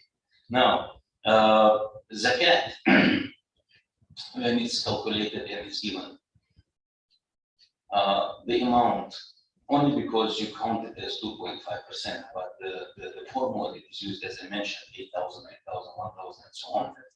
This is one issue that we have. The other issue, it is agreed upon by ulama. I mean, except if you refer to contemporary scholars saying that if you continue consuming salary, you will never pay zakat and so on. But that's the Sharia law. That's the Sharia law. Any income that you have, Al-Mal Mustafad, it is called, Mustafad, anything that it comes to you all of a sudden as a gift or salary, the earnings that you have, you don't have to pay zakat on that unless you have al-hawl, one lunar year, and which is accumulated there, be it invested or just simply sitting there on your saving account, and it reaches, first of all, misal 85 grams of pure gold, 999 title. I'm going to tell you about these stories after this, inshallah, how we calculate the carats and the titles. And then you have to pay. But here, I just give one example. Sheikh Mustafa, myself, work for industry. Okay? We just take the practical example. We don't own any house. Sometimes even the car is rented. Okay, you pay a lot of money for the tuition fees. Okay, and then you pay zakat. The salary itself is barely enough to pay for whatever utility bills or whatever. Sheikh Mustafa is fine. Alhamdulillah, we are happy for what this Allah gives us. But don't call it that zakat, which is mentioned in the Quran. Forget about this. But rather than paying PCP and it goes to the government, from where it may go back to halal, non-halal industry, this and that. Okay, because this country has halal and non-halal, wherever the industries might be there. Rather than going there, I would love, and what I do, a huge portion of it I give to zakat to help our students. But I know in my heart, and 100% sure here, there is not that zakat what is mentioned in the Quran as one of the pillars of zakat. Because the way it's calculated, so okay, I don't want to stop here. Now, when it comes to the issue of paying debt, and Sheikh Hayatullah mentioned the issue of otherwise we're slaughtering one goat twice. We do have a very extraordinary situation, example of slaughtering goat twice. I'll give you an example. The debt. If somebody borrowed from your money, let's say, and then there is a 1 million year. Okay, it has reached the sum. That's quite a big amount of money. Let's say $100,000. Somebody borrowed from you, using for business or whatsoever. So 1 million a year. It is your obligation, and our obligation, if we are the creditors or we are those who lend the money, to ask that person, do you have money in case if I were to ask it that now, do you have it? If he says yes, and I'm willing, there are two conditions, willing and able to pay. If he's willing and able to pay, you have to pay Zakat. Okay, now Sheikh Hayatullah, we're slaughtering twice this second time, is good. That guy who has your money with him, he also has to pay out of the total what he has, including your 100,000. Okay, now why it is happening so? Because if it was that much important for you, or if you were in need of that money, you would have asked it back and you would pay Zakat, that they wouldn't have to pay. So once you're keeping it, it means you're flexible. It means you have no issue with that. So it's up to you whether to keep that money with him or with yourself. So you keep it, and that guy is also not feeling it as a debt that has to be returned minute by minute, because Prophet also encouraged us to return the that's a very authentic hadith. Procrastination of a rich man is a zulm, is an injustice. You have to return. So once you keep it for 1 million year, 2 million years, it means there is no need, urgent need to return. MashaAllah, you're enjoying the wealth, please like that. So here, Sheikh Hayatullah, that's how we will slaughter sometimes a goat twice. Okay, and now, in terms of calculating zakat, how we calculate zakat from the titles and the compares with the carats. Our sister Fatima is from my fiqh tree, if I'm not mistaken, and then should be just simply entering the similar information that I usually teach my students, but in a different way. But before that, I would like to raise another issue before I move to that slide. Our guest, our Sheikh Haji Ahmed, mentioned that there is an option, either, if I'm not mistaken, please correct me if I'm wrong, either you choose the option of withdrawing at 55 years or 60. It's up to you. But if you choose 60, you pay when you receive the money. If you, at the end of the day, if you withdraw it at 55, you also have to pay, but whatever it is. Now, the issue that we may have from Sharia perspective, if it is up to you as the wealth owner, okay, if it is up to you to choose 55 or 60, and you put it almost on the same scale, like the same haq, either 55, and you pay, or when you receive it at 60, you pay one shot without paying every year. Those people, the zakat recipients, which were supposed to be receiving the haq of that money, while you are waiting for 5 years, if they die, because of your own option that you chose, your own decision to pay only after 5 years, those people which were supposed to receive that haq from your money, from your wealth, if they die, and their children who were supposed to receive inheritance from them, if the whole chain of the haq that continues, I think we would be very much in trouble for us. Unless we think about that. It's just immediately that came to my mind. Okay. So, taking too much time, as if giving football wouldn't be that much noise. So I would like to have my slide, Sheikh Aslam, if you don't mind. I would like to share with you, hopefully the slide will be coming, to share with you something that many people are not aware of this.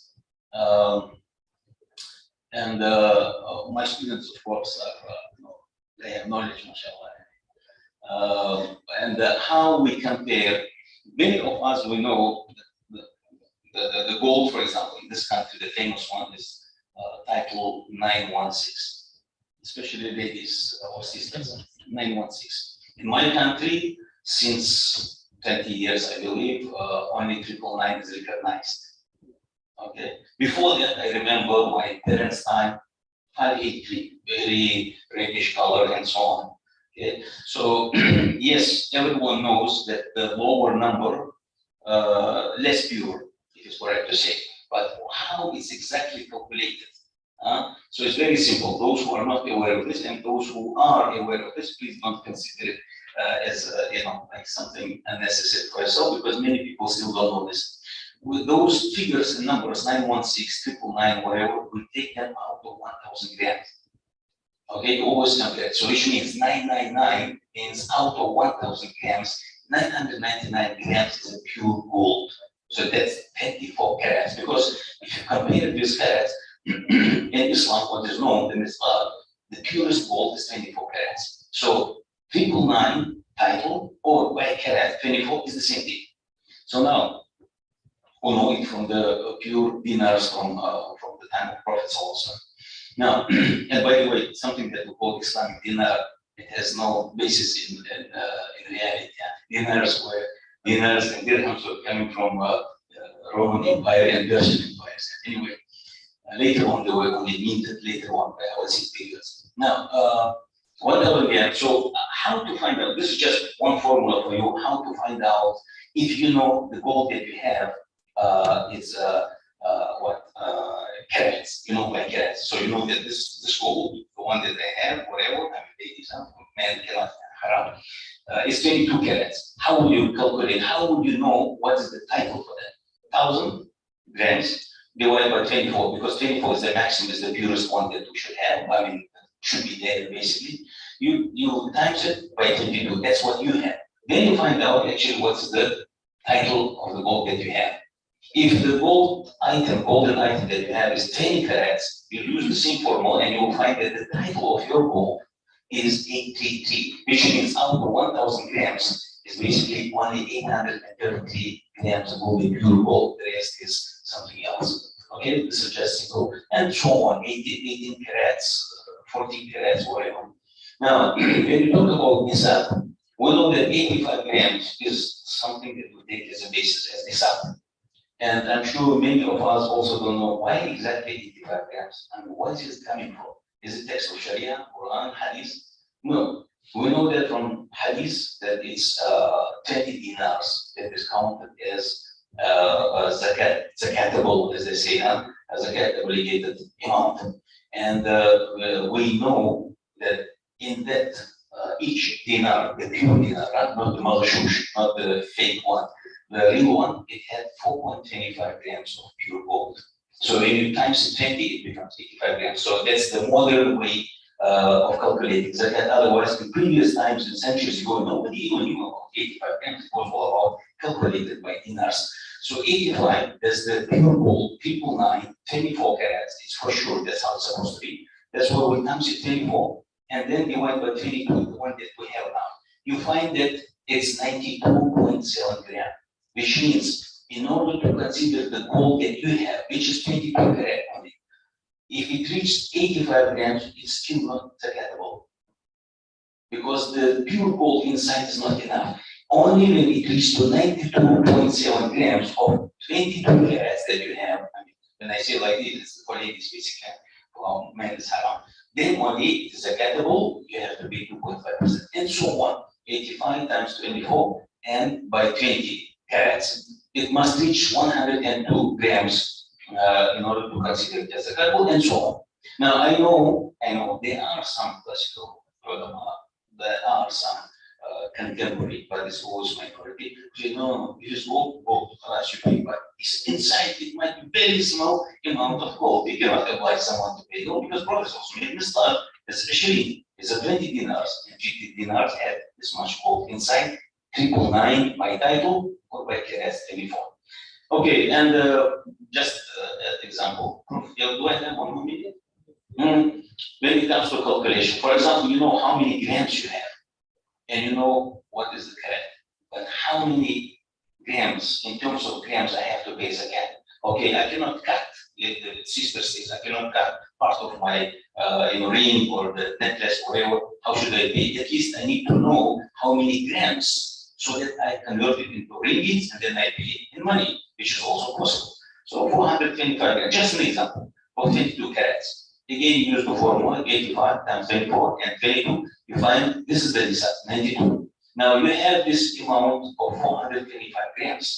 Use this formula under number 2 that you see. So you will find that out of that, the gold that we have, 425, inside actually only 389.5 pure gold. So 2.5% out of that would be 9.7 gram. You turn into ringgits and you pay zakat. I mean, this is just one way to show you how we calculate. I hope I didn't take too much time and somehow was beneficial for everyone. Jazakallah khair. Thank you very much. Two points from Dr. Ghafoor's presentation. One is the issue of calculating the legitimate expenditures from your salaries in order for you to pay zakat. The question is, it seems to be very much like a tax deduction, but in actuality, what you may be spending for legitimate family expenses may be more, or could even be less. I mean, it depends on. And the second point, of course, was this thing about how to calculate using the gold that we have. Do I understand you correctly that we have actually maybe been paying more zakat than we should be in Malaysia? Because we consider it to be, 24 carat, and actually it's 22. Is that right?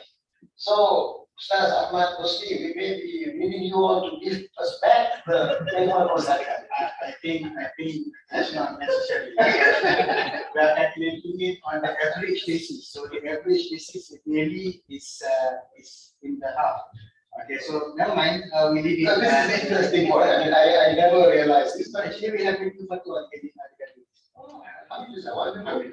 talking about this debit credit, we come to the accountant, right? Our fourth speaker at the beginning is Dr. Zamri, who is with us in the accounting department, and he has been doing quite a bit of work on the reporting of zakat institutions and the auditing process, and I'm assuming also in calculation. So, he probably goes into the fine details of what needs to be paid and how much, etc. And also on the governance system that maybe is there in the agencies. And therefore, I invite Dr. Ghazali 10 minutes to make your presentation. Then we can open up for some Q&A.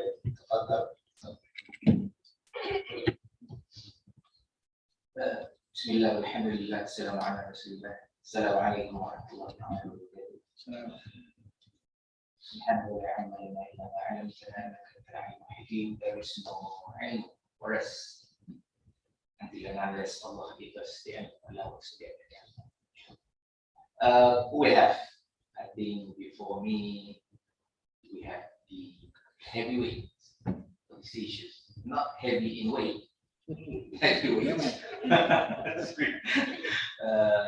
From the chef, Ghafoor, and then also Husni. Okay. And then as stated earlier on, Prof. Aslam also said that this is inclined skewed toward the fiqh issues. So therefore, pepatah Melayu ada kata melukut di gantang. So all these are gantang.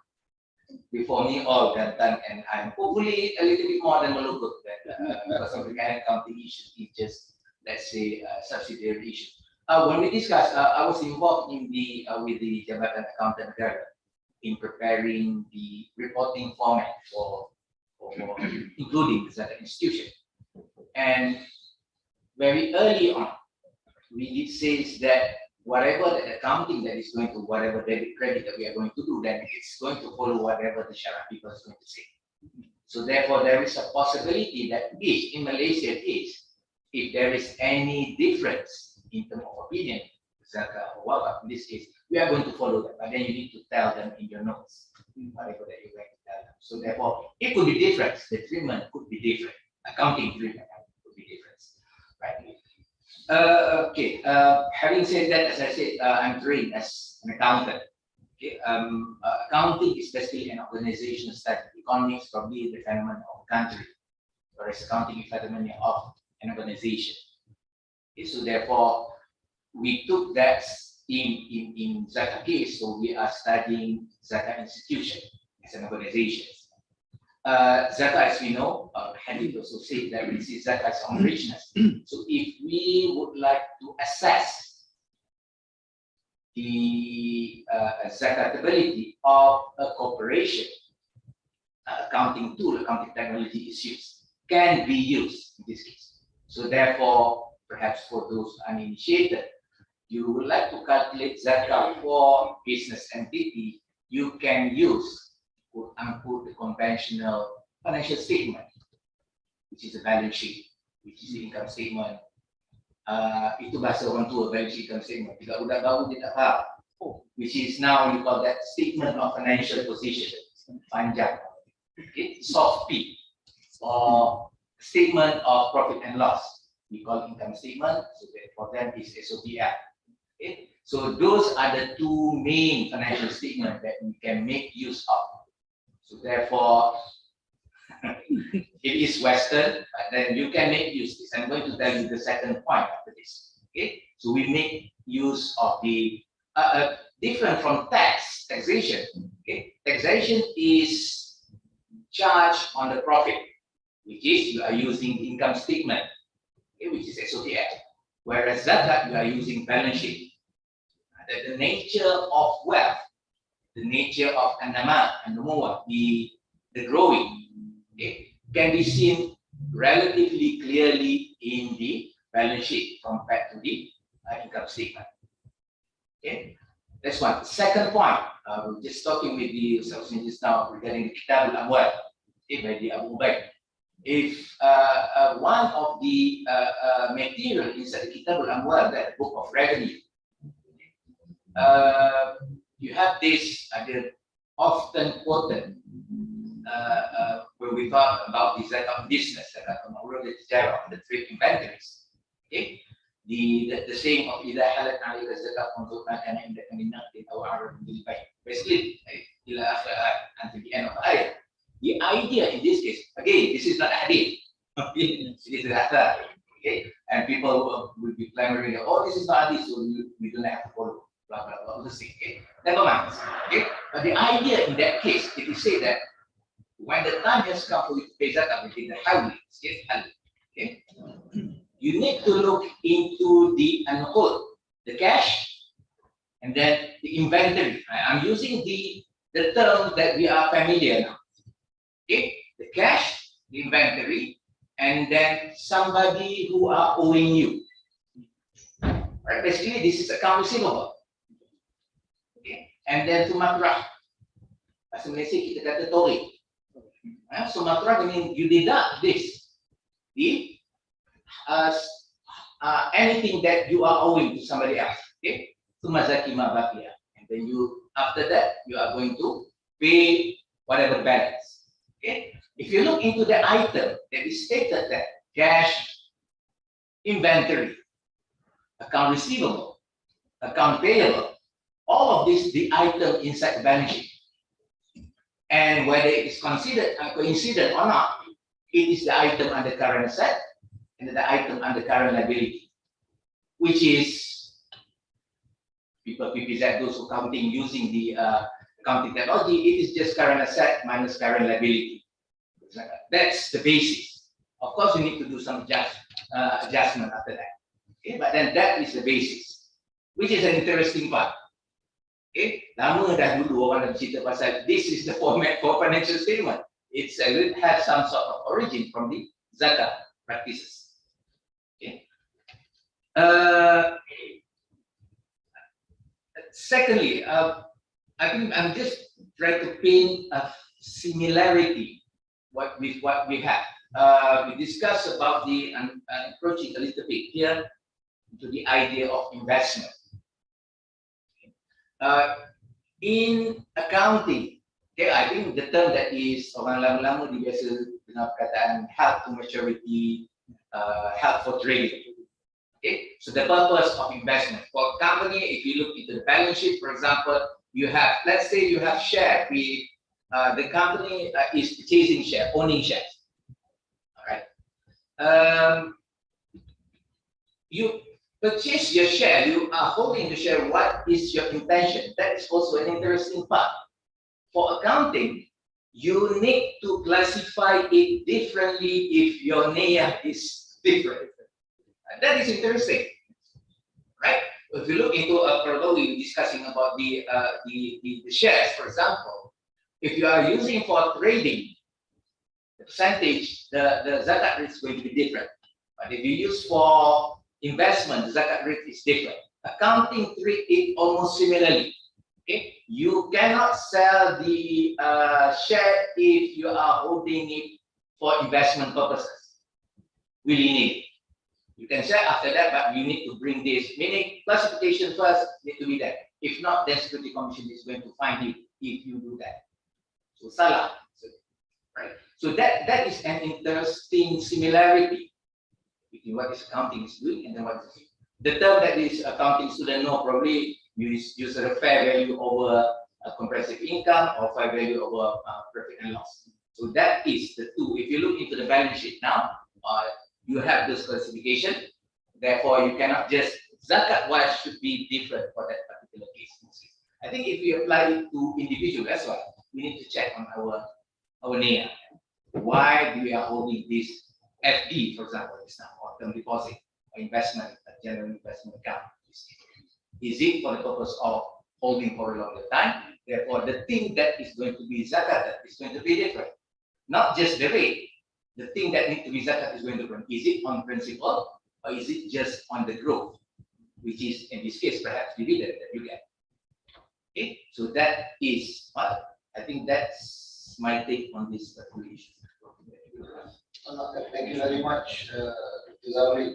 I like this idea because again it connects to economics. We always make a distinction between flow concept and stock concept. So zakat is based on wealth, and wealth is a stock concept, right? So as of this particular time, what is your net worth or net wealth? And so you are paying zakat. That of course minus all your expenditures and so on. And so thank you for bringing that into the picture. And of course, you even talked about this idea of for business entities, how would you treat businesses that hold certain assets? These assets may be for investment purposes and so on. I mean, I think so far everybody has actually maybe raised more questions than answers, which is wonderful because as a first symposium, I think this is wonderful. We have these new issues that have been raised. I just hope that maybe we can note this down in terms of all the different things that have been brought up, and then we can plan proper discussions. Maybe We have webinar. Sorry, we have webinar. Yeah, so wonderful. We can do that in coming. I'd like to welcome Dr. Ali Khurshid, who has been visiting us, I think, for a few years. You joined us earlier from the UK. Welcome to IIUM. Please, we are now in the Q&A session, so maybe we'll give it to you to maybe make a comment and maybe a question. Yes, good morning to everybody. I will talk to you later. But I have a very important question. You did mention niyyah. How you calculate niyyah? You asked. Yes, I believe now, Dr. Zamri. Question. I think I can only relay my personal opinion with regards to the companies in this case.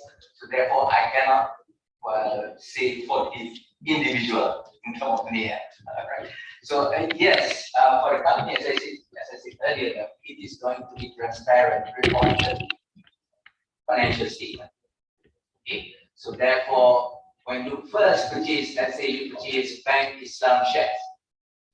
Okay. So therefore, it happens. You say you're going to report it in. You say you're going to report it in the financial statement. Yes. How?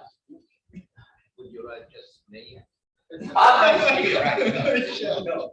So it depends. I'm not being funny, but you're talking about figures. Yes. And if you Naya, there's no figures, so how can you translate Naya to figures? Thank you. Yes, well, in the financial statement, it is stated that, not stated in here, but it's stated how do you value. And in this case, the term that is used in the financial statement is fair value over whatever, comprehensive income. Fair value over comprehensive income, this is the purpose is investment. Fair value over P&L, it is for the purpose of trading. So therefore, you say that it is trading, is it? So therefore, they need, because it is organization-wise, so that is translated as a NEA in this case. So they cannot change willy-nilly. Unlike the human property, you can change from one period over another, today, tomorrow, but then the company, you cannot do that.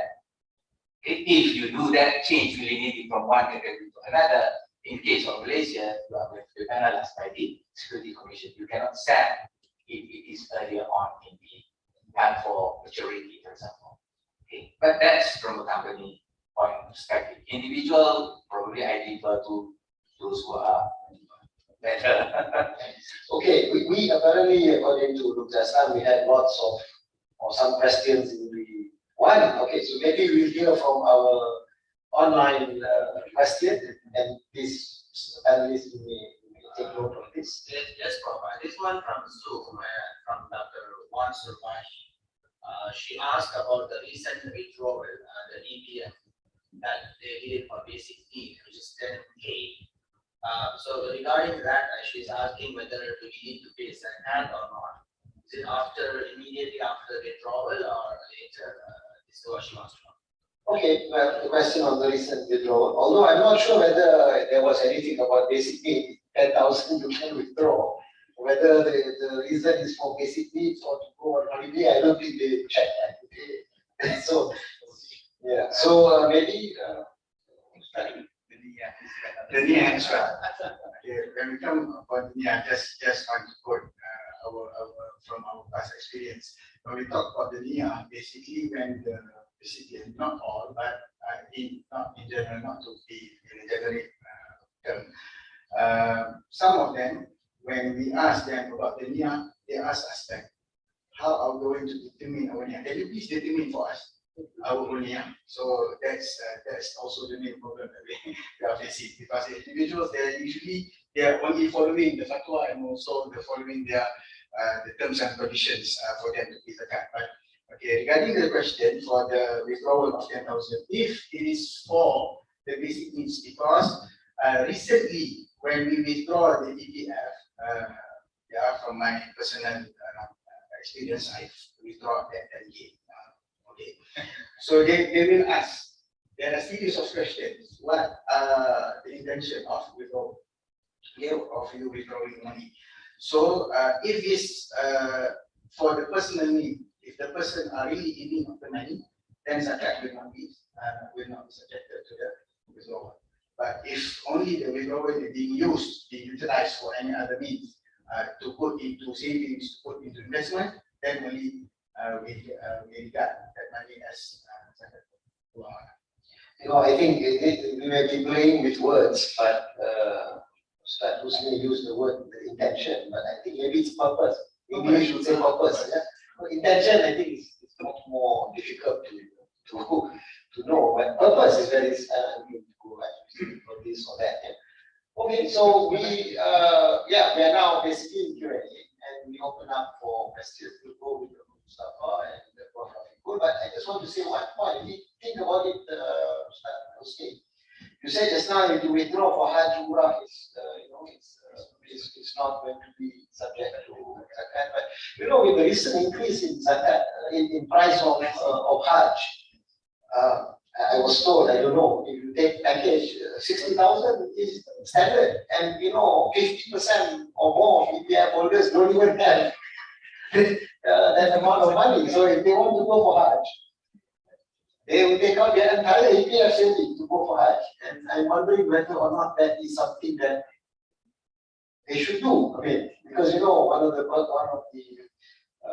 pillars of Hajj is you have to have sufficient income. But if your EPF is 50,000 and the Hajj costs 60,000, should you go for Hajj? I mean, many people in Malaysia don't have more than 50,000 in their EPF account. But today, a package for Hajj costs 60,000, one of the lowest package, not the Muassasa, right?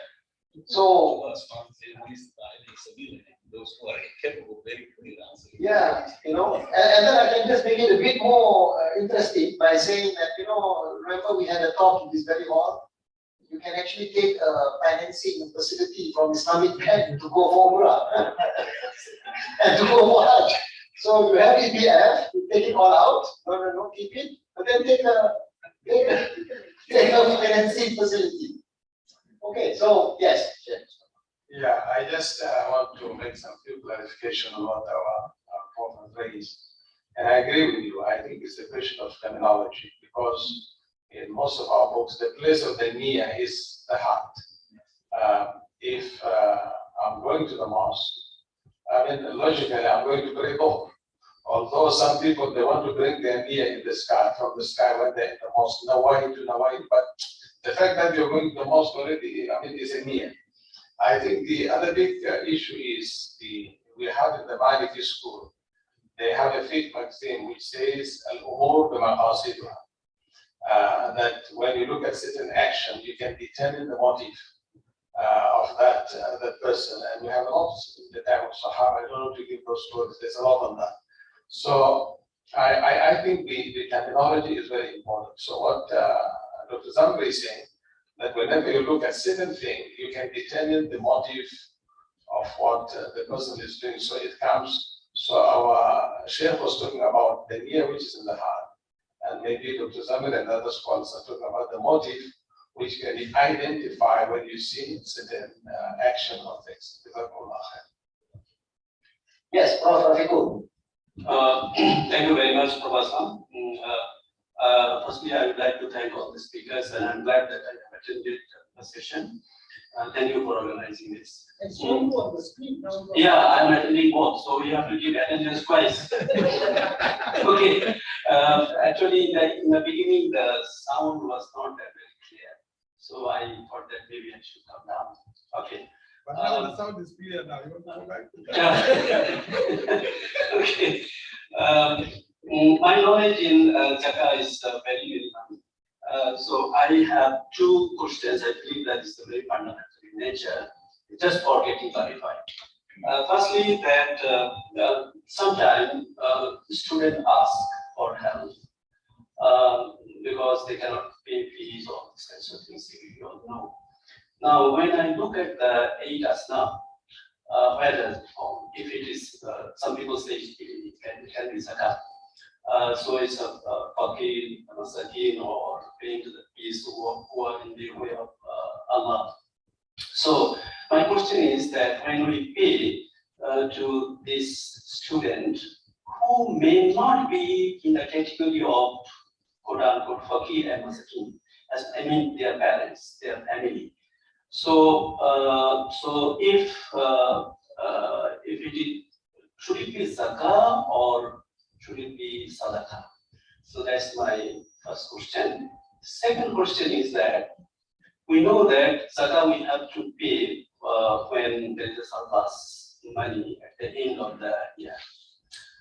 Now, there are people who purchase land, agricultural land, and maybe they don't want to cultivate. In India, it is very common.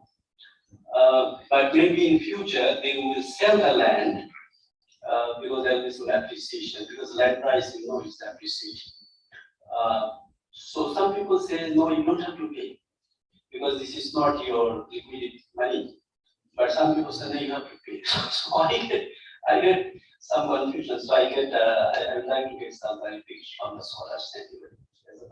Thank you very much. Any other questions? Yeah, okay, go on. Assalamualaikum warahmatullahi wabarakatuh. I would like to ask to Mr. Ahmad from PTZ. I would like to bring in the element of psychology when we discuss about involving the public in order to use their asset or wealth to pay to somebody else or the third party. So in economics, we also discuss about the element of psychology in order to motivate people to pay more. And nowadays, I think it astounds me that now that people pay more to NGOs or foundations compared to Zakat. So some NGOs I found that they able to purchase many lands, some of them purchases houses to the people, and they don't need to scrutinize properly whether those people who receive the benefits are enough or not. So they have freedom to do whatever or how they want to use the money. So I think it's important for PTZ to maintain the reputation, because previously when I tried to help one of my lecturers to collect the data from all of the Zakat centers in Malaysia, the data that we found are very lag, and the report are somehow changes. This item changes for the next year report changes again. So there is no systematic way of reporting it. So we basically concluded that we cannot use it, the data. I mean, it's not really properly, in an organized way to show that. You're talking about data from the Zakat centers. Yeah.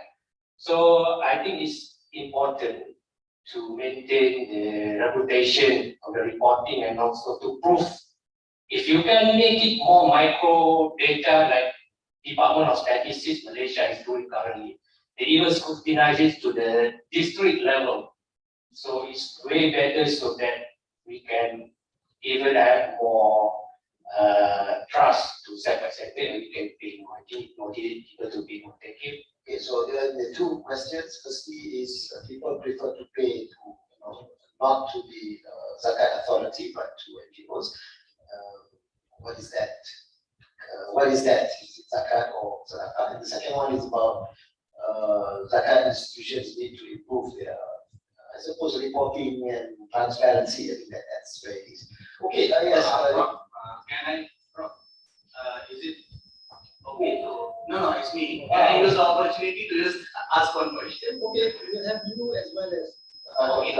Yes. Yeah. Just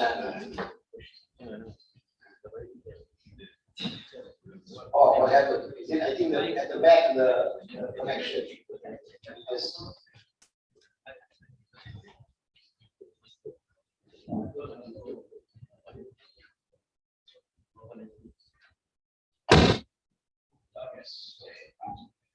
Just a little question about the cap for the gold. I know you balance the gold between 9 carat, 11 carat, 15 carat, and we come to 22, which is preferred assessment.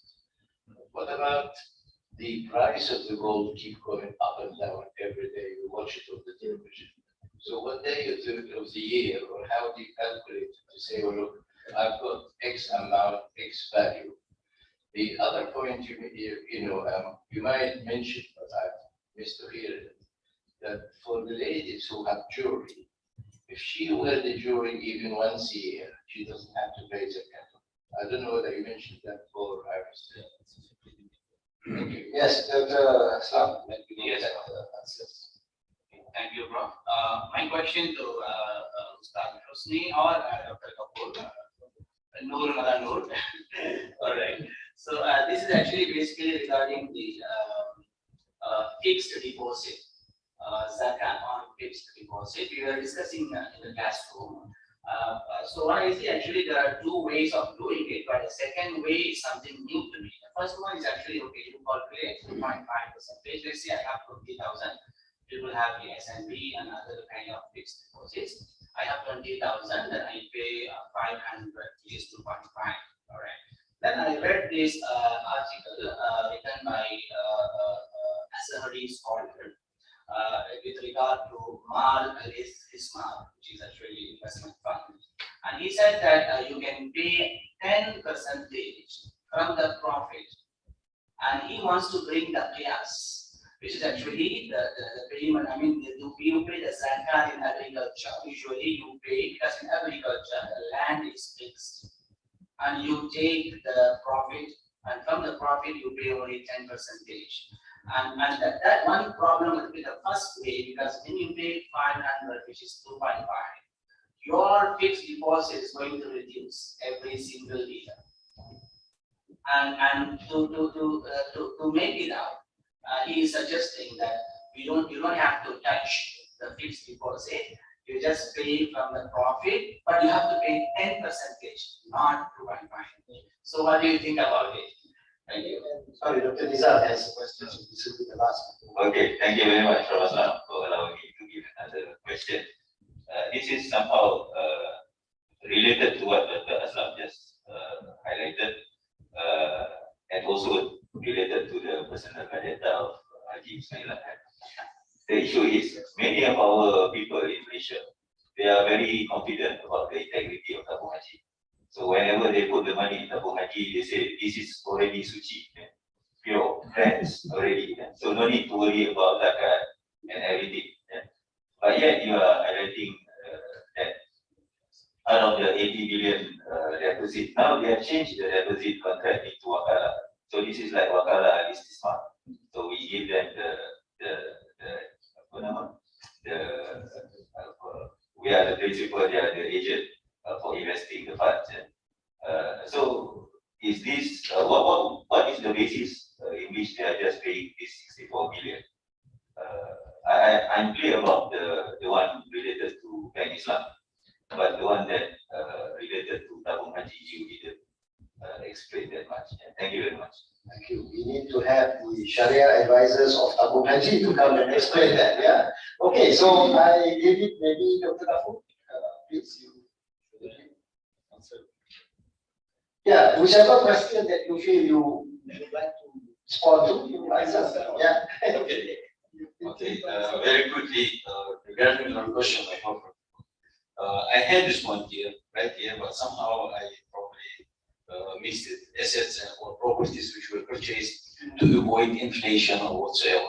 Okay, or having money, you're sometimes afraid just make of your relatives, depending on the cultural aspects there. The relatives will be borrowing from you here and there, and then you just simply slice your money and nothing will remain. And they will never return until you want to. So we say, I better buy land. Many people do that. So if you buy with that intention, here, that answer also from the previous question. In Islam, we have on a daily basis two aspects of this zakat: zahir and khafi. The obvious one and the hidden one. The hidden one is between you and Allah subhanahu wa ta'ala. If this person, the owner of the land, he says, I purchased it to build a house for my son who is 5 years old. I don't know whether I will have money to build in the future, to buy land in the future or not. You have to give him a loan. You can't force him to pay zakat on that. But if this, because otherwise, if he's telling a lie, he will answer before Allah subhanahu wa ta'ala. You don't have to go inside his heart. Nobody is asking you to be responsible for Allah, for someone else's intention inside there. Okay? So this is the thing. Because even Prophet says, in the testimony, you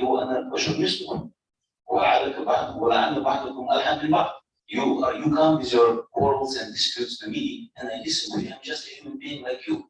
Some of you might be more, how to say, creative in terms of convincing me, even though you are wrong before Allah subhanahu wa ta'ala. You will answer before Allah subhanahu wa ta'ala. I just want to continue with one hadith. So certain areas, the gray areas, you have to leave alone people. But if it is across the board, and people do that for the sake of investment, and everybody knows it, it became like proof. Then probably, as we said, as mentioned by Sheikh Mustafa, will take the opinion of my school that they should be somehow brought to the serious responsibility for that. But on individual basis, you cannot interfere. Okay, this is one thing. Now, when it comes to gold that you mentioned and the price that is going up, I refer to the gold that you keep as gold. Okay, if the gold is meant to be kept as it is, be it powder or whatever, until it reaches 85 grams, you don't have to pay zakat even after one lunar year. But what happens? And if you have money on account and you have around 50 grams of gold, which is meant for sale. In this case, you look at the market price, average market price of that gold that you have, which is meant for sale, the money that you have on your account, the money, the even small money in your pocket, whatever you group together, you take 2.5% out of it and you pay. But if the gold is meant to be kept as it is, not for the sale, just as gold, until the gold itself reaches 85, it is not zakatable. The same thing goes for silver. And the best opinion among the scholars, you don't have to even group together silver and gold. If silver reaches 595 grams, you pay. If not, you leave it alone. But if both of them are meant for sale, I mean, you're making business out of it, then you calculate it as road tijara or merchandise for sale.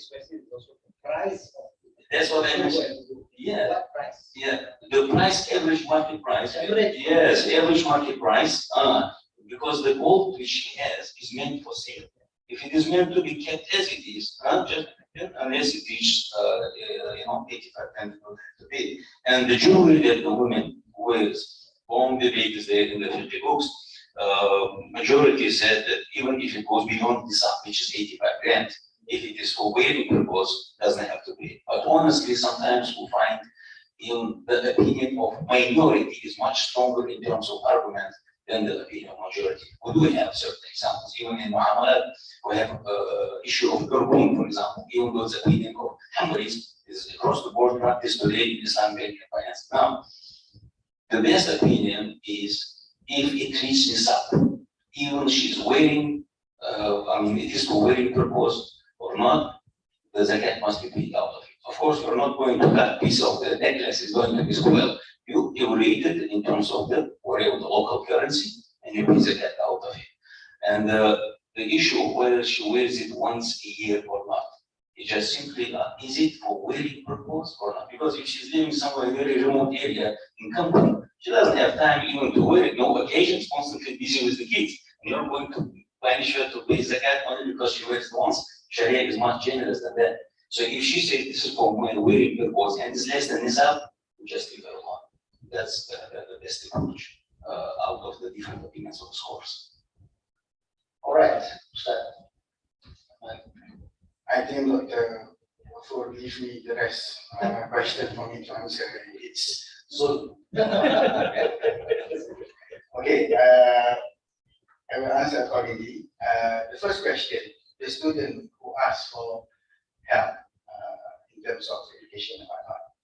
We first evaluate the student. If the father and mother earns 20,000 per month, we do not help. Okay. If the students are really in need and falls under, also the father and mother falls under the Zakka scheme, we can give the zakat to the student as fi sabilillah or under the Zakka scheme.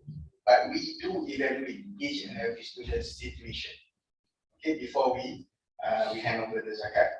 And I do have some numbers of students from UIA who I personally help them and also obtain their PhD, paying their fees and whatnot until they obtain their PhD, alhamdulillah. But just please pray for my PhD as well. I mean, okay, for the sake of the land, which is not calculated. I agree with what before is but it's up to the intention. If the land is intended to or purpose of keeping the land is for investment, then zakat will be imposed. Zakat will be imposed how? Relating to the origin price of the land each and every year. If the land is not being yet to be sold or whatever, help to be sold or whatever, the zakat is only to be paid on the previous price, on the buying price. It's not on the gaining price or market price. Not on the market price. Yes, it's the original price of the land. Okay.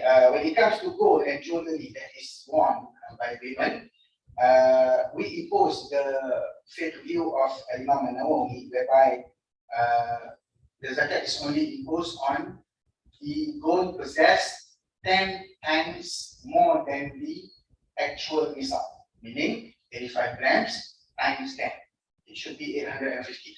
Whoever possess 850, then only the zakat will be imposed.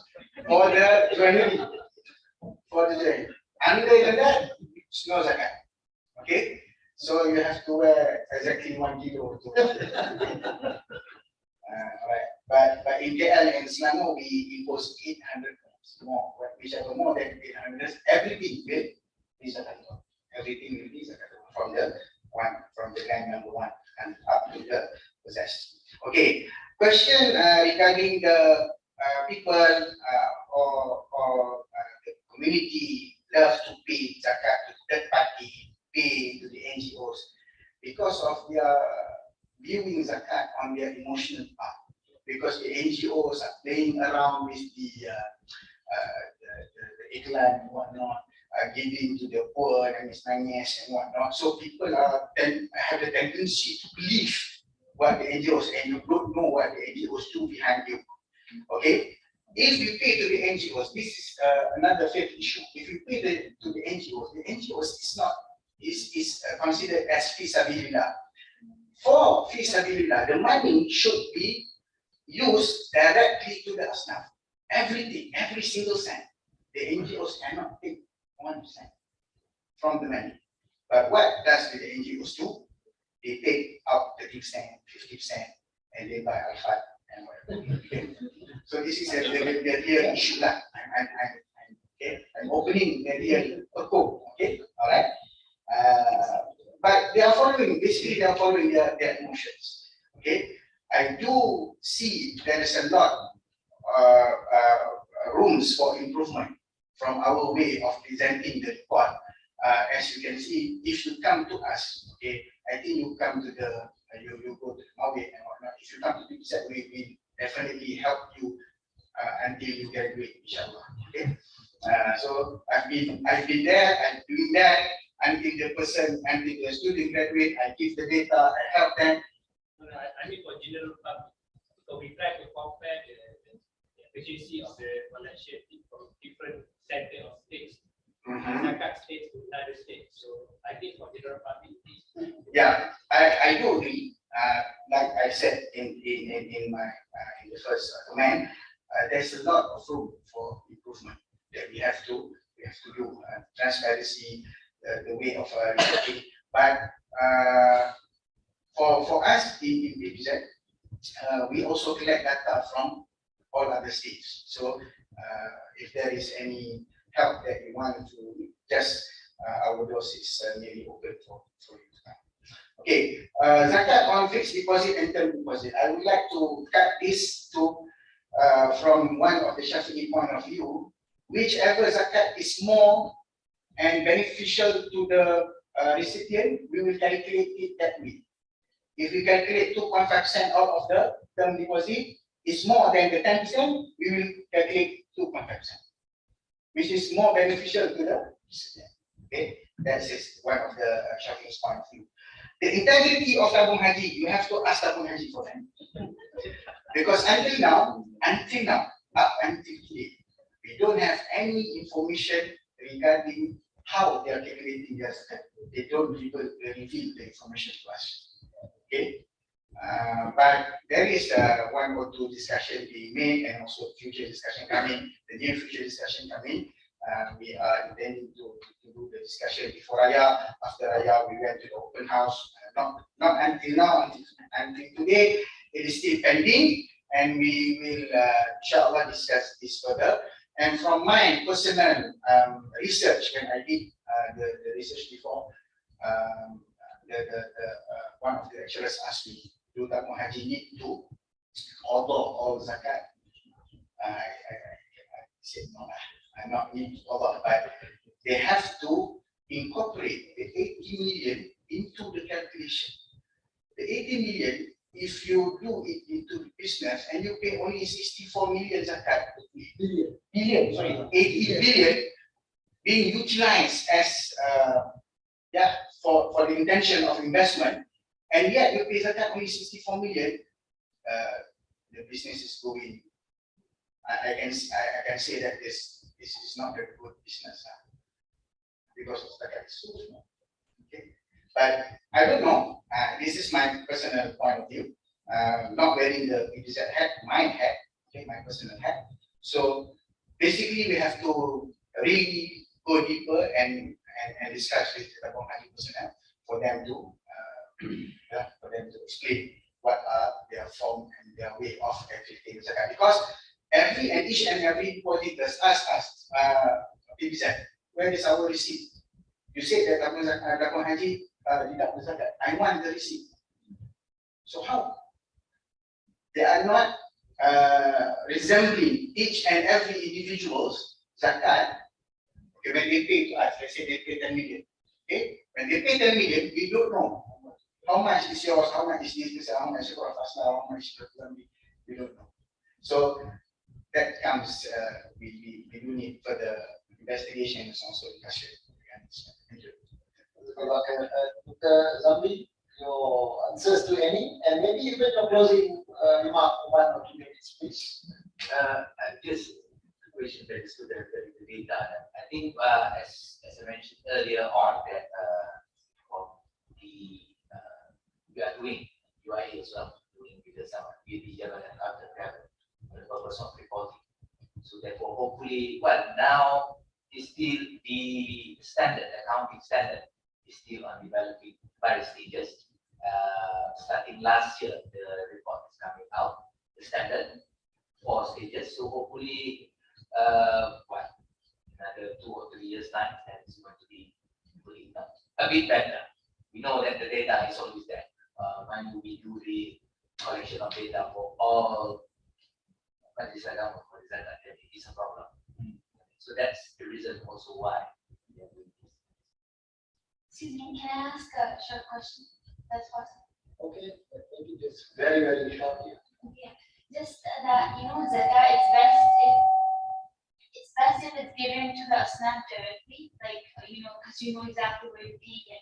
Nowadays, there's so many NGOs, for example, they're helping the children in Yemen, Palestinian refugees, stuff like that. So how do we know if we're giving zakat? Can we give zakat to them, or it's best to pay it to the locals and not give?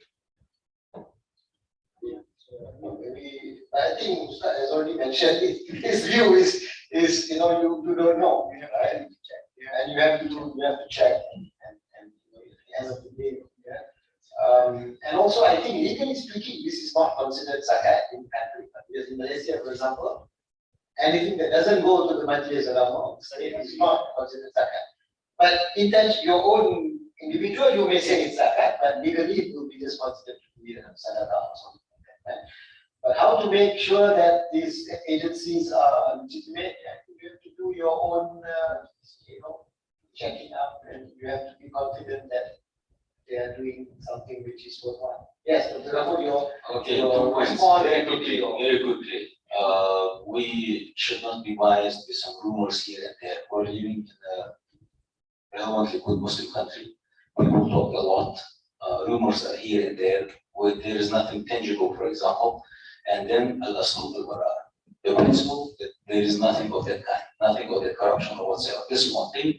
And if you do have something really, the examples, people inside there who really give you, evidence or there are strong arguments for that, then we'll go back to another hadith, lean for what is doubtful and take what is not doubtful. Then you'll do it on your personal basis. That's what I would say. Jazakallah khair. Thank you everyone for giving your views. We've taken 2 quarter hours, I think, having discussion. And I'm happy to say that I think really this just opens up the need for more symposiums or workshops or whatever you want to call it on very specific issues. If I can just give something from economics point of view, just looking at the data, I think maybe 3 years ago, I think the zakat collection in Malaysia was probably less than 1% of your government expenditure, right? And therefore, 2-point-something billion something in Malaysia, whereas in terms of government expenditure, it's close to 300 billion. So, at least from an economic point of view, I think what we get from this figure is the use of zakat needs, and it also needs to go to the asnaf, and therefore, it plays a more specific role in the economy. It's not going to take the role of being part of fiscal policy or public finance in terms of the state. Yeah?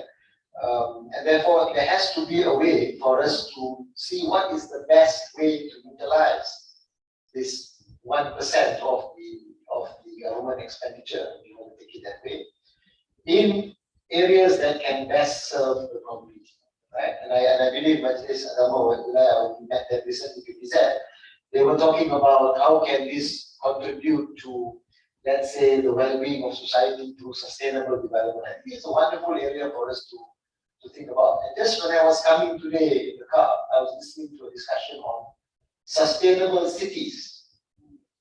And I'm just thinking, Wilayah Persekutuan, of course, it's all city, right? I don't think there's any non-city in Wilayah Persekutuan, Kuala Lumpur. So maybe sustainable cities. How do we make Kuala Lumpur a sustainable city using, in some way, the Zakat funds? Yeah? And would it be possible for us to? And so again, we go back to the issue of the need for collaboration, all stakeholders, and for us to be able to, make opinions and come up with ijtihad that best serve our interests today, involving everyone. So with this, I thank again all panelists, and I ask for forgiveness for any shortcoming. We've gone beyond, and I return this back to the MC. Wallahu a'lam. Assalamu alaikum wa rahmatullahi wa barakatuh.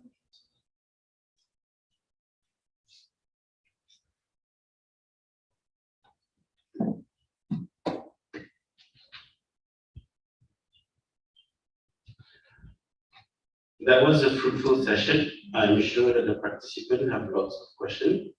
And with the exposition and by the speakers and the panelists and the moderator, I'm sure that we have more understanding about the issues regarding Zakat and contemporary economy.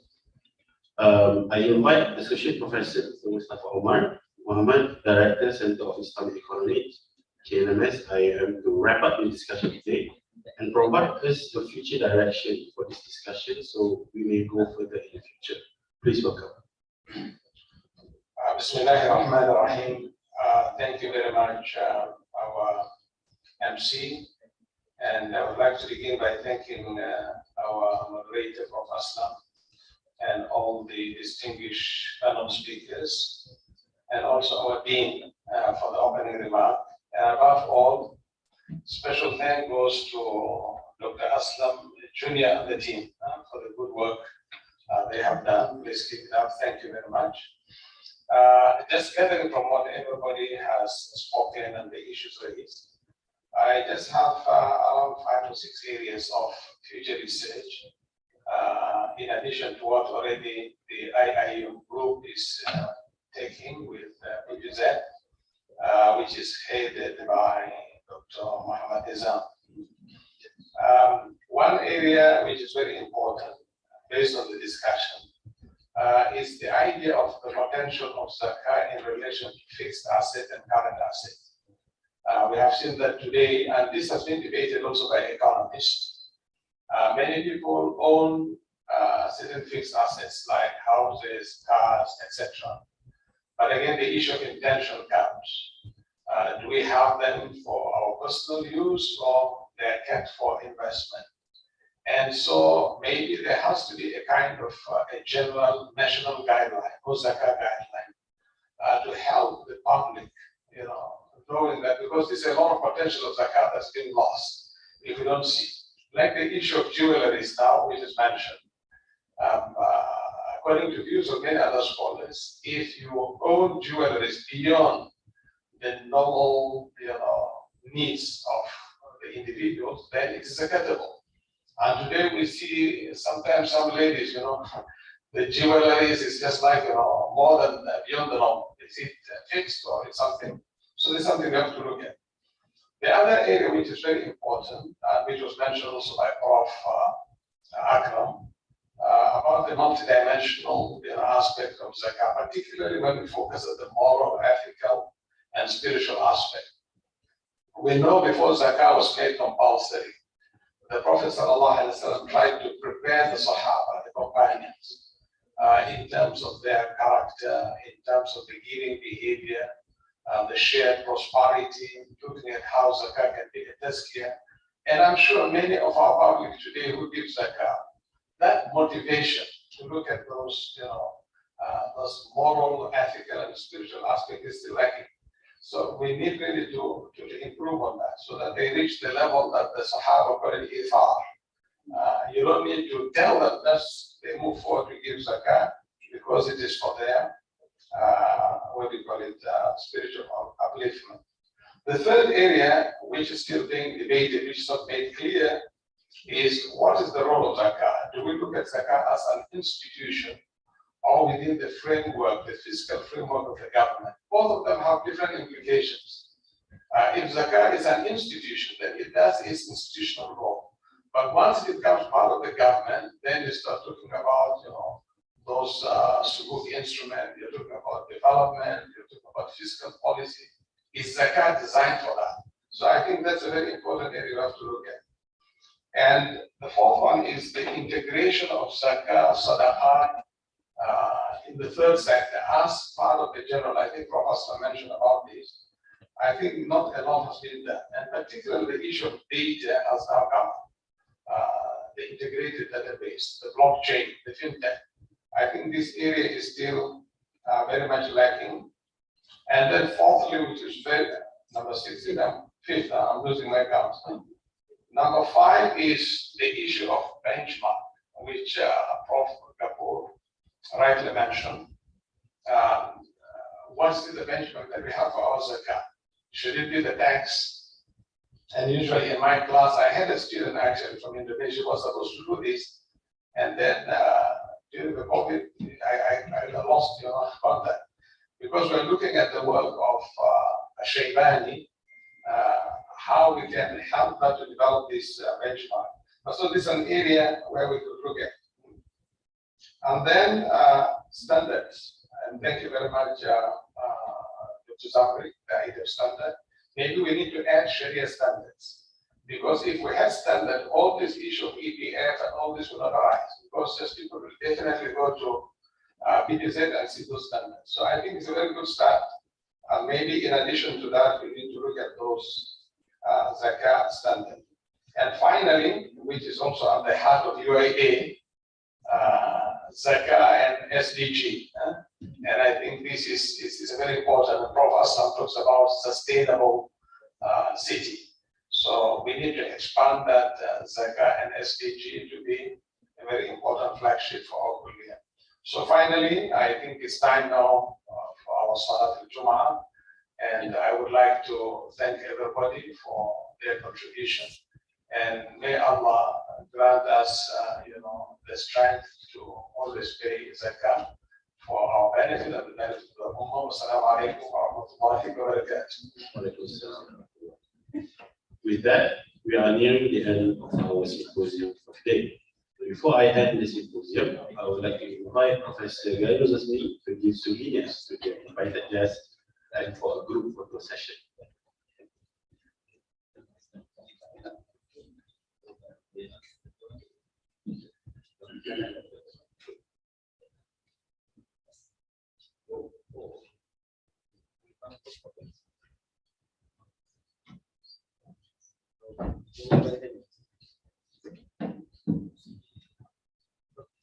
First, yes, where is the photo? The name is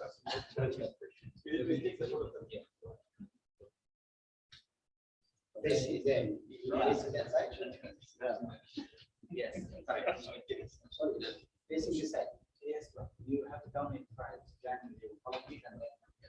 first, I would like to invite Haji Ahmad Husni, Dato' Abdul Rahman, to receive the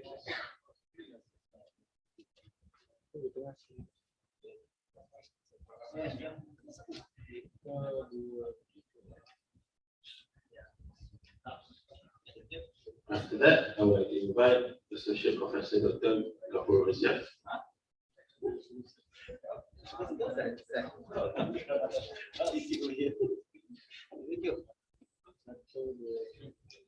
1, 2, 3. Let me. Wow. You have some writing. 1, 2, 3. After that, I will invite Dr. Ahmad Zubri Usman.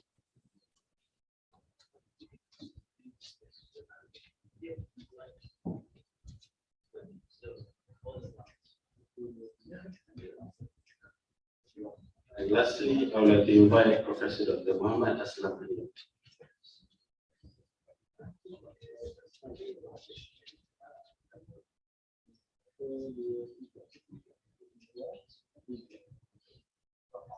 Thank you to Professor and all the invited speakers. The one group photo. And have a group photo. Ali Husni, please. Okay. Oh, please. Come on. Yeah. Okay.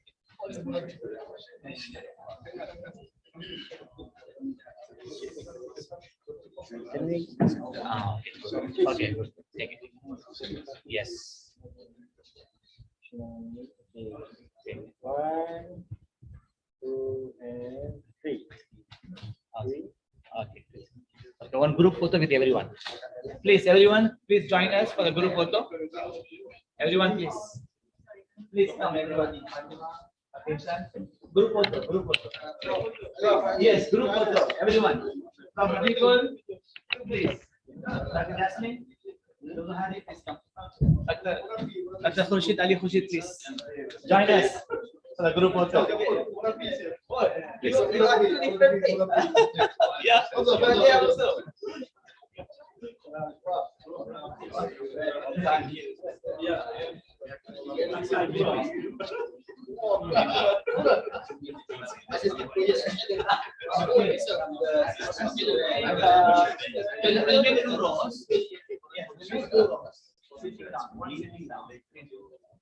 Bro, we need to make 6 of you sitting.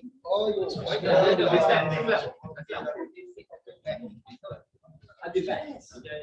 It's already 6 there. Yes, please.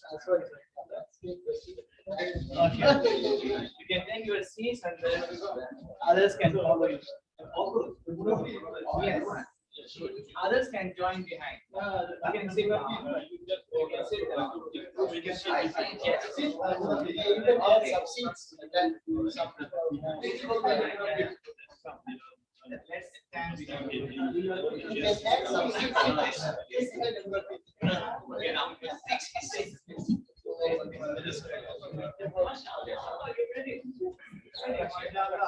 Please go inside, bro.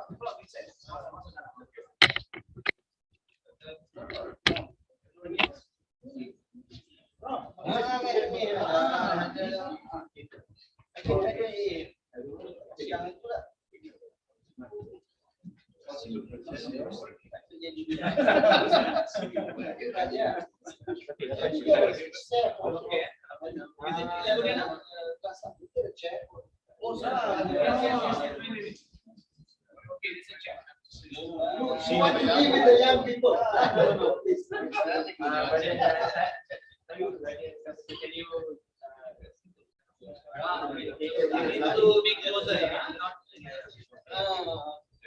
Okay. Okay, everyone. Okay. Okay, everyone. 1, 2, and 3. 3. Okay, freestyle. 1, 2, and 3. Okay, 3. Okay, thank you. Take one selfie. Oh, okay. Thank you very much.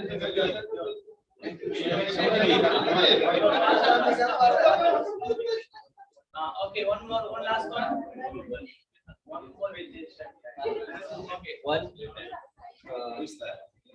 Okay. 1, 2, 3. 3. Freestyle. Okay. Thank you.